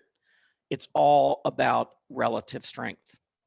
Wall Street tells us, just think about the advantage that Wall Street has over us. Wall Street, Goldman Sachs, these types of companies, these big firms, they've got their analysts who are able to call up Tesla and Applied Materials and say, we want to have a meeting. We want to come out and talk to you. Or maybe it's a telecon, whatever, just telephone call. But they actually can call and get a hold of the people that matter and find out what is going on in their business. I don't know about you, but I have never been able to get through to the CFO of a major public company. I have tried, by the way. They're not picking up the phone for me. They will pick up the phone for Goldman Sachs because Goldman Sachs might have to underwrite something for them. And Goldman Sachs is going to be responsible for raising all the capital that they want to have raised and all that. It's a little buddy system.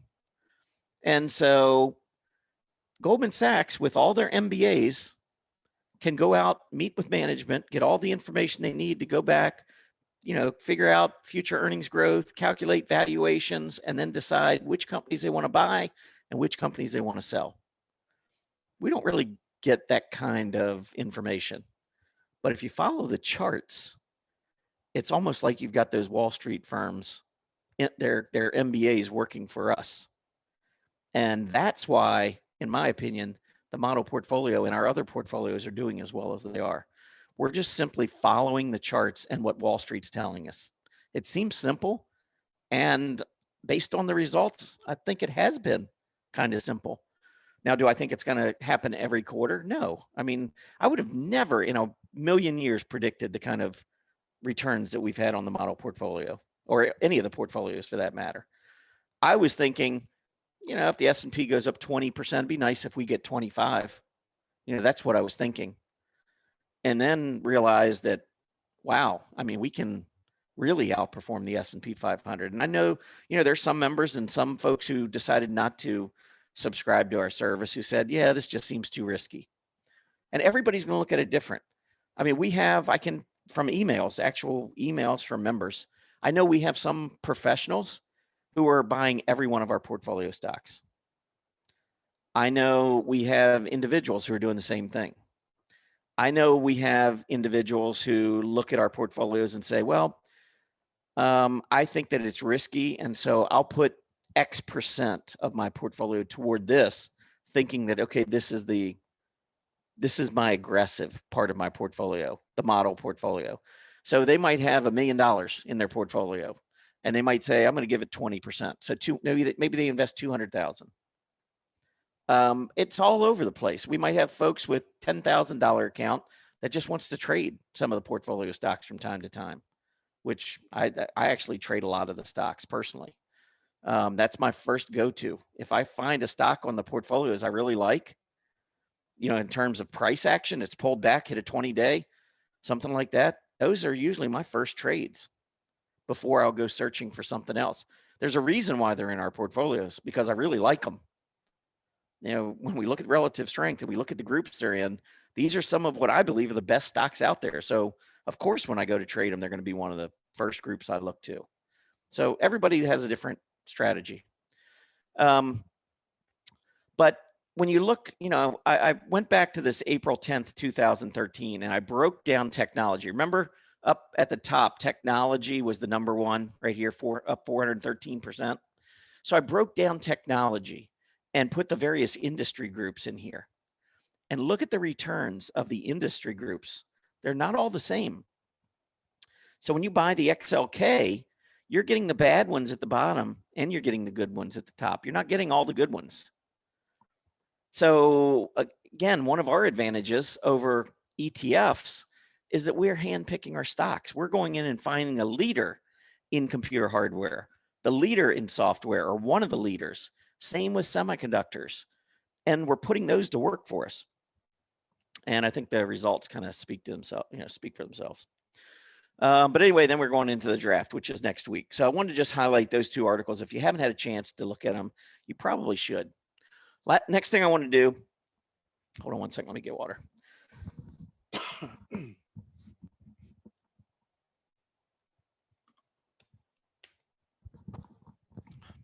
It's probably this weather. I don't know what everyone else is getting around the country. I'm in South Carolina, and man, has it been cold with rain. And those of you who maybe are in Canada, I know you're rolling your eyes right now saying, okay, you don't know what cold is. And you're right, I don't. Not on a relative basis, but it's been like 30s, in the highs in the 30s and raining for the last 3 days, which is just getting a little out of control. Anyway, let me pull up.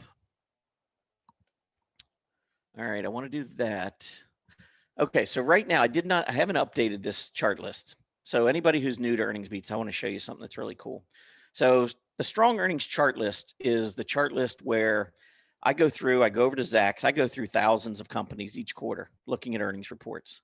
Those that beat Wall Street estimates as to both revenue and earnings per share. Listen, if you're going to look for growth rates to be risen, to be increased in the future, you better be beating your estimates now. It's really hard to convince Wall Street that, well, we missed our quarterly earnings last quarter, but let's raise guidance going forward. It doesn't really work that way. Like I said, when I was in public accounting, I did some valuations. And when a client would tell me that, oh, I'm going to, this year was an off year. We really need to look at the next several years, which are going to be tremendous. We only grew at 2% this year, but the next 5 years, we're going to grow at 32%. Yeah, I'm a little skeptical.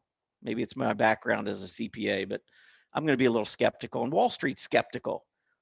Again, these are MBAs. These aren't people that are just taking your word for it and putting numbers in. They're evaluating competition. They're evaluating market share. They're evaluating a lot of different things and deciding whether the story you're telling is a true story. Well, if you're missing your earnings estimates, you're already behind the 8 ball, because I don't know about any of you all, but I like to be told the truth. If somebody tells me, listen, I'm going to hit, if you're, let's say you own a company and you got a salesperson comes in, 2 salespeople. One says, I'm going to generate $1 million in sales. And the other one says, I'm going to generate $1 million in sales. And the first person generates 2 million and the second person generates 250,000. When they come back with their projections next year, which one are you going to believe? I mean, that's what Wall Street, basically looks at and goes through. So maybe it's my background as a CPA, but I want to trust these companies. And so the strong earnings chart list that we put together are only companies that have beaten Wall Street estimates, beaten, not matched, beaten Wall Street estimates as to both revenues and earnings per share. Right now there's 400. Now this particular chart list, if I pull up the edit, you will see right now we have 232 on this list. That's because since I updated, I haven't updated this particular chart list on this account. And so what I want to do is I want to show you how this works. So we reach out in our daily market report. We tell members, okay, I've updated the strong earnings chart list. Go to the website and you can download. So here it is. This list contains 400 companies. Well, wait a minute. The 232. Well, it's because we've updated. So now if I download the chart list into my account, I'll have the 400. So first thing you want to do is you want to grab this password right here, copy, click on the link, paste the password, unlock the list. And now this is the list. Now, if you're not a Stock Charts member, extra or above, you're not going to, this is basically as far as you're going to get. So we've got 400 companies. So you would literally have to take a look at one by one. And I do usually put a couple levels of support that I see on the charts. Here was gap support coming across here. Here's the top of gap support. So I normally will put a level or a couple levels in Zoom. By the way, I was talking about it, this is a stock you want to be interested in all the way down to 325. And it held there. Now it's broken back out. It is now beginning to trend higher. The PPO has gone positive. The AD line, by the way, has stayed pretty flat, even though we were going down quite a bit in price. And it's starting to turn back to the upside as price goes up. I think this is a really nice looking chart. And by the way, Zoom was one of those stocks that you can see computer services relative to the S&P going down. Anyhow, don't want to keep going into all this, but trying to go through 400 charts like this one at a time, you can imagine it's going to be a little tedious. You can do it, but be a whole lot easier if you have a stock charts account. And I'm not saying that because I get anything in return. When you sign up for stock charts, we get nothing. There's no relationship between us and stock charts. I recommend them because I use them and because I love their tools. Now, one thing they've set up for us is that we can give you a link, and then you can click on the link with that password, and you can save this chart list into your account. So now I can hit save. I'm going to replace the list because I already have a strong earnings chart list. If you're doing it for the first time, you just hit new list, which is the default, and you would just type in, you could change this and type in whatever you want to call it. You could, label it 4250 or 4350, strong earnings, whatever you want to call it. I don't know. However you want to set it up in your account if you're doing a new chart list. But what I'm going to do is I'm going to replace that strong earnings chart list. So I've already got the strong earnings chart list set up in my account right here. And so I'm just going to select it, and I'm going to hit save results. Now there's 400 charts, so it's going to take a few seconds, but essentially probably 10, 15 seconds. All the work that I did over at Zacks, putting this entire list together, all the annotations on the 400 charts, everything is going to be in your account. There it is. Took that long.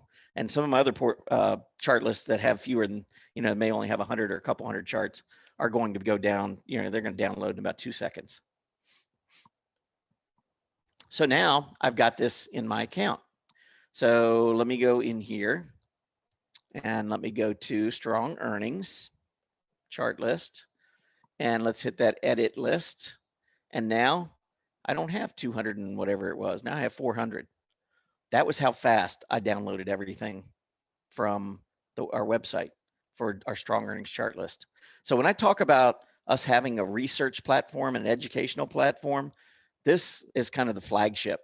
And I say flagship because 3 of our portfolios, if a stock is not on the strong earnings chart list, it's not going to be in the model portfolio, it's not going to be in the income portfolio, and it's not going to be in the aggressive portfolio. The only portfolio that allows stocks that are not on the strong earnings chart list is the strong AD.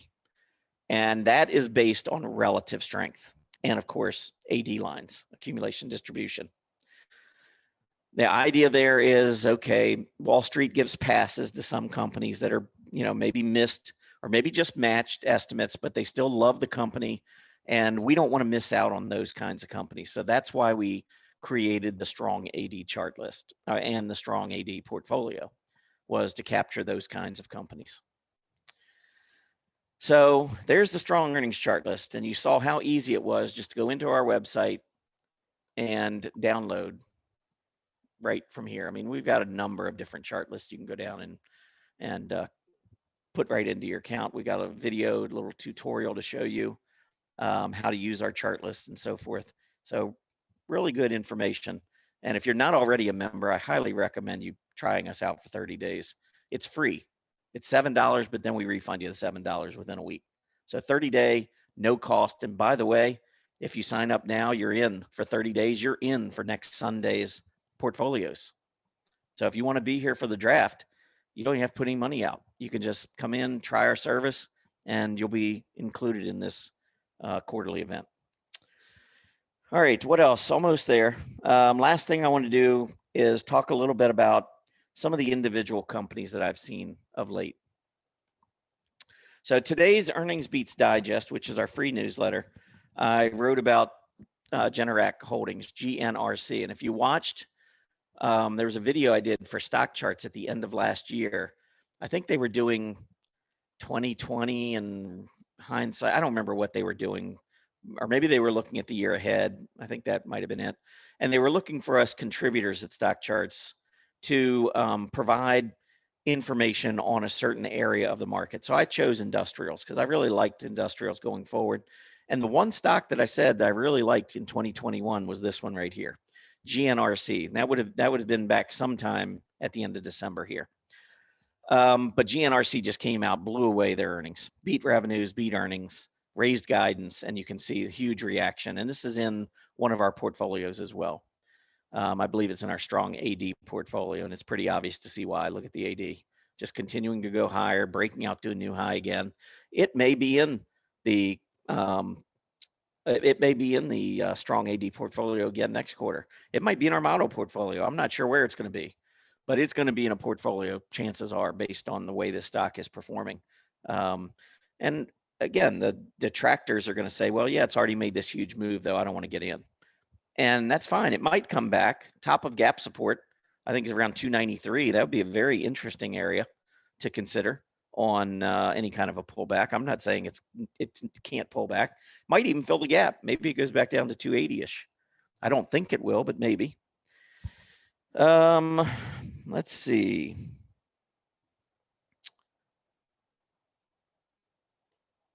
Okay, so that was one stock. I'm going to just go through a bunch of these. These are stocks that could be in our portfolios. These were all really good reactions to earnings. Zebra Technologies. First of all, one of the best areas in the technology area is that DJUSAI. And there's your breakout, or well, the breakout occurred probably right around here in terms of this is on a relative basis. But this is a group that's setting a new high right now relative to the S&P 500. And look at what Zebra's doing relative to its peers, setting a new high. So if you're looking for a leader, a leading stock in a leading industry group, here's a poster child, Zebra Technologies. It's in one of our portfolios right now. It's doing great. There's a chance this one stays in a portfolio as well. Pinterest is a current portfolio stock. Pinterest just came out with earnings, gapped up to 87, pulled back, trying to break back out again to the upside. Look at the internet group. And you know, when I'm looking at these charts, what I'm looking at, I want to see left to right going higher, left to right across these four panels. Internet going higher, Pinterest relative to internet going higher, Pinterest relative to the S&P going higher, and internet stocks relative to the S&P going higher. Internet just broke out relative to the S&P. So again, that's how you put together a portfolio of leading stocks. How about this one? Shutterstock. Look at that reaction after going sideways for a while. Big move up. Let's see.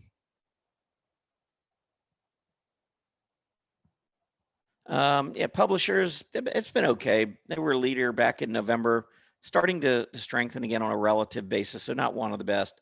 This stock's been a little bit more inconsistent, hasn't broken out yet against publishers. So as I look at it, probably not going to be in our portfolio. Not a bad stock, but remember, we're looking for the all-stars. We're looking for the ones that just knock your socks off and say, hey, I want to be in this.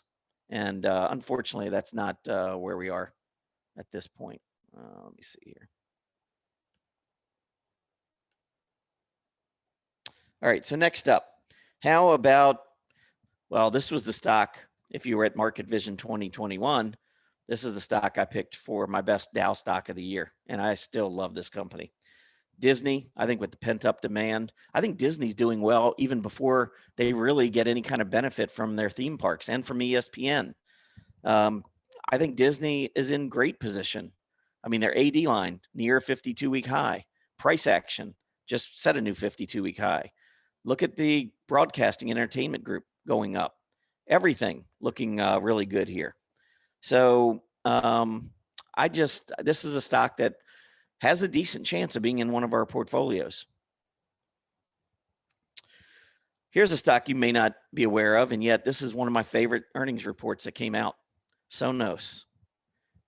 Huge move. Look at the AD line. I mean, it is just steady. I think there is a lot of accumulation that's been taking place in this stock.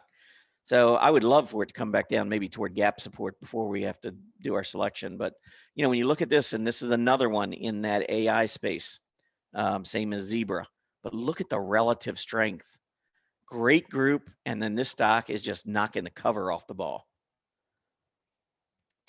So Sono looks interesting, or Sonos. How about a stock? I wrote about this one recently in the Daily Market Report, and I own it. How about IQV? Now, this is in healthcare. So it's a healthcare provider. The stock looks really good relative to healthcare providers. Looks pretty good versus the S&P. It's been going mostly sideways, but healthcare providers are not good. So is the strength so great that I'd want to put it in the portfolios? I don't think so. So I like the stock. I love this breakout. I think the stock's going to go higher. I just don't believe it's going to be one of our best performers. I just don't see enough to believe that this is one of the best 40 stocks I can find. Hopefully I don't lose my power here, by the way. I'm seeing lightning outside. It's now I'm getting the thunder. I'm telling you, the weather here has been crazy. But if we do get knocked off, I am just about done. So things are, we've gotten through just about everything. How about another one? This one could be in the portfolios. Twitter. Huge move. Look at the AD line just shoot higher with this move. Every day is a a hollow candle. That to me tells me there's accumulation. Same thing here, and the volume has picked up. I think there's a lot of heavy accumulation. And then you look at internet. I just talked about internet breaking out. Look at Twitter. If there's one downside to Twitter, I've seen this whole thing go down before, where Twitter's hot for a little while and then comes back down. And so its history bothers me a little bit. So I'll be giving this one some thought, but I love the chart. It's just whether I can trust the company for 3 months. Here's one that I like. I think I wrote about this one as well.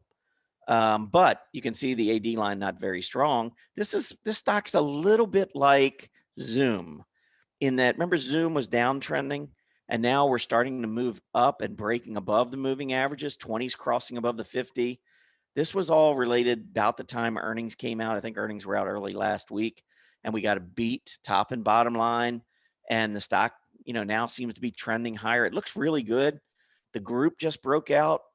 But when I look at the relative strength, do you see the difference? This is why this stock is not going to be in the portfolios. And I'm trying to give you examples of both so that you might say, well, why didn't you include this stock? It came out with great earnings and it's breaking out. Well, look at the relative strength. I want the best of the best. That's not the best of the best. But I do like the stock, and I actually do own a little bit of the stock because I think we could just be starting an uptrend here on relative strength, but the consistency is not there. All right, one last one. Finish it with an airline. Who in their right mind would buy an airline? Not me. But wow, look at this chart. Mesa Air Group. Look at the move right here and the huge volume coming in to support this breakout. Nice little move here to cup. Don't really put in much of a handle, but then just took off with big volume, and relative strength is there. I mean, this stock looks good in just about, here's your airlines trying to move up, but airlines relative to the S&P still have not even broken out above the June high. I just can't pull the trigger on this stock, even though I do like the chart and I like what's going on here. I just can't do an airline. So you're not going to see this one. Anyway, that's basically what I have. I do want to just go through one more time and show you, for those of you maybe that came in late.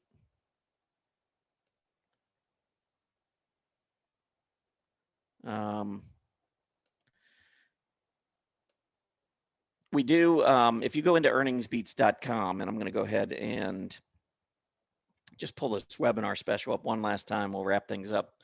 Anybody that came in late, we are running a webinar special. So if you do like what you hear here, or you're checking out our service over the next couple of days, and you think you might want to, give us a shot, you're going to save a lot of money by doing an annual membership. I mean, literally, it's 50% off, 48% off. So going month to month is going to cost you a lot more money. Almost all of our members are annual members, and there's a reason, because you're saving 50%. A lot of places will give you, 1 month free or 2 months free or something. We're giving you 50% off if you commit to us. So keep that in mind. But for this next couple of days through Wednesday, February 17th, you'll get everything that we have to offer for a total of $997. If you pay that monthly $147 every month, you're going to pay a total of $1,900 because we're throwing in an extra month, the bonus month. So you're getting 13 for the price of 12. So you're getting 13 months for the $997, and you'll get the rest of your trial period. So we're not going to cut off your trial period. If you just started 2 days ago, you're going to get the rest of your trial period. And if you sign up between now and Wednesday for the annual special, we'll just simply tack on 13 months to the end of your trial. So I want to make sure you understand you're not going to lose your trial. And it'll give you an opportunity to save a lot of money. So we just want to make sure everybody is aware of it. You can always, if you have any questions, you can contact us at support at earningsbeats.com. So that's all I have for today. John, if we got some questions, I got time. Yeah, just a couple here and we'll wrap this thing up. Somebody was asking in particular, what makes you change your mind on a specific stock or sector? Like if you had to look at it like a specific one key indicator that you might say, now, this one's not catching my attention. What might that be? It's relative strength for me. I mean, that's pretty simple. That's what I figured. Yeah, I mean, from a fundamental standpoint, obviously it's earnings, it's beating estimates and so forth. But if we're looking at charts, that's hard for me. Maybe if you're making the argument that it's been in a consolidation period, because you lose relative strength when you consolidate. If the market's going higher and your stock is consolidating, Zoom's a perfect example, your relative strength is automatically going to go down. So if you've had a huge run and then you go through a lengthy period of consolidation, that relative strength is going to be a little weaker for a while. But when you start to turn back up, you should see that relative strength starting to build again. And if it's not, that to me is a red flag. So I'd have to say that the one indicator that I really have problems getting over, especially with our portfolios, is relative strength. We want leaders.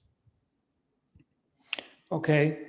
Here's one person saying Burr minus 20 degrees Celsius in Calgary. What time period do you find the most useful when evaluating the industry groups and strong stocks? Well, our portfolios go out. Let me pull up one. So let's go down here. If I look at a relative strength of an industry group, I mean, again, keep in mind that our portfolios go out 90 days. So if I see a group, and I'm trying to think of a good example here. Well, let me look at travel and tourism. I think I mentioned that one earlier, but if you come in late, it's worth going through again. You can see the relative strength was building when the vaccine news came out in November. But literally 30 days before the vaccine news, we were at a multi-year relative low on travel and tourism. And so I thought that was just a little early to start committing into our portfolios. Just seeing a month worth of strength, even though it was really good strength, I wanted to see it consolidate and continue to show strength. And we're starting to see that now. So I think the travel and tourism group is a perfect example of how you want to see this strength continue for a period of time. You don't want to just see it jump up for a very short period and then go running into it. And if you do that and you see it roll back over again, I would be out fairly quickly.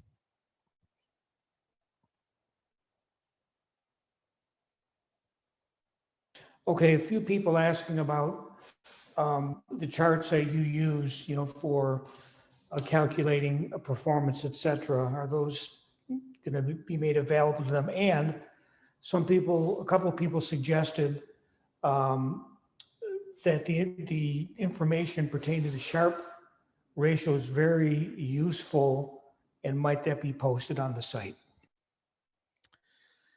Well, the latter part of that question, the Sharpe ratios, I would like to get that up on the site at some point. I've got to finish doing the calculations on the income portfolio.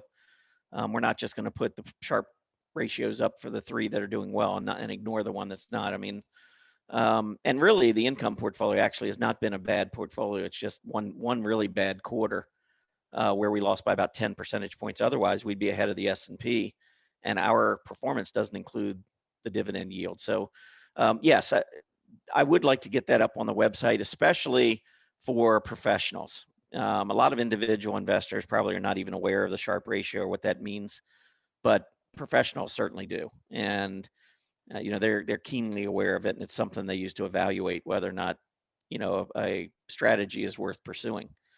And again, remember those high ratios or those high scores, the Sharpe ratio. A high ratio doesn't mean that there's no risk. The high ratio means that the risk is worth taking. So that's important distinction to keep in mind. Everybody's going to evaluate these portfolios differently. I completely understand if somebody says, listen, that's only 10 stocks in the model portfolio. It seems like too much risk to take, to put my entire portfolio into it. Hey, I get that. We have 4 portfolios, which helps a little bit. But again, you could carve out a portion of your portfolio and say, hey, I think model portfolio is great, but it's very risky in my opinion. And therefore I don't want to put more than 10% into it or 20% into it. Maybe that just helps you, tweak your own performance a little bit. I don't know. It's up to each individual. All right, let's wrap it up with this. Somebody asking, could you again provide the location of the article pertaining to outperforming the S&P? This one, here's my strategic approach to outperforming the S&P. This was November 6th. It was in Chart Watchers. Okay. So you could literally, I'll walk you through it one more time. Chart Watchers, click on it. You go down that drop-down menu for all stock charts blogs. And you go into articles first, by the way, might as well start it from the beginning here. So from the home page, from your dashboard, articles on the left side, click on that. Then this drop down, come down to Chart Watchers, then go into blog archives, and then you can go back. I mean, you can go all the way back. You could see what I was saying about the stock market in 2008 if you want. Don't know how relative that would be right now, but 2020, November. And then if you scroll down, it was November 6th that I wrote, and there it is. So that's how you can find some old articles. You can go through the archives that Stock Charts provides. All right, let's go ahead and wrap it up on the recording.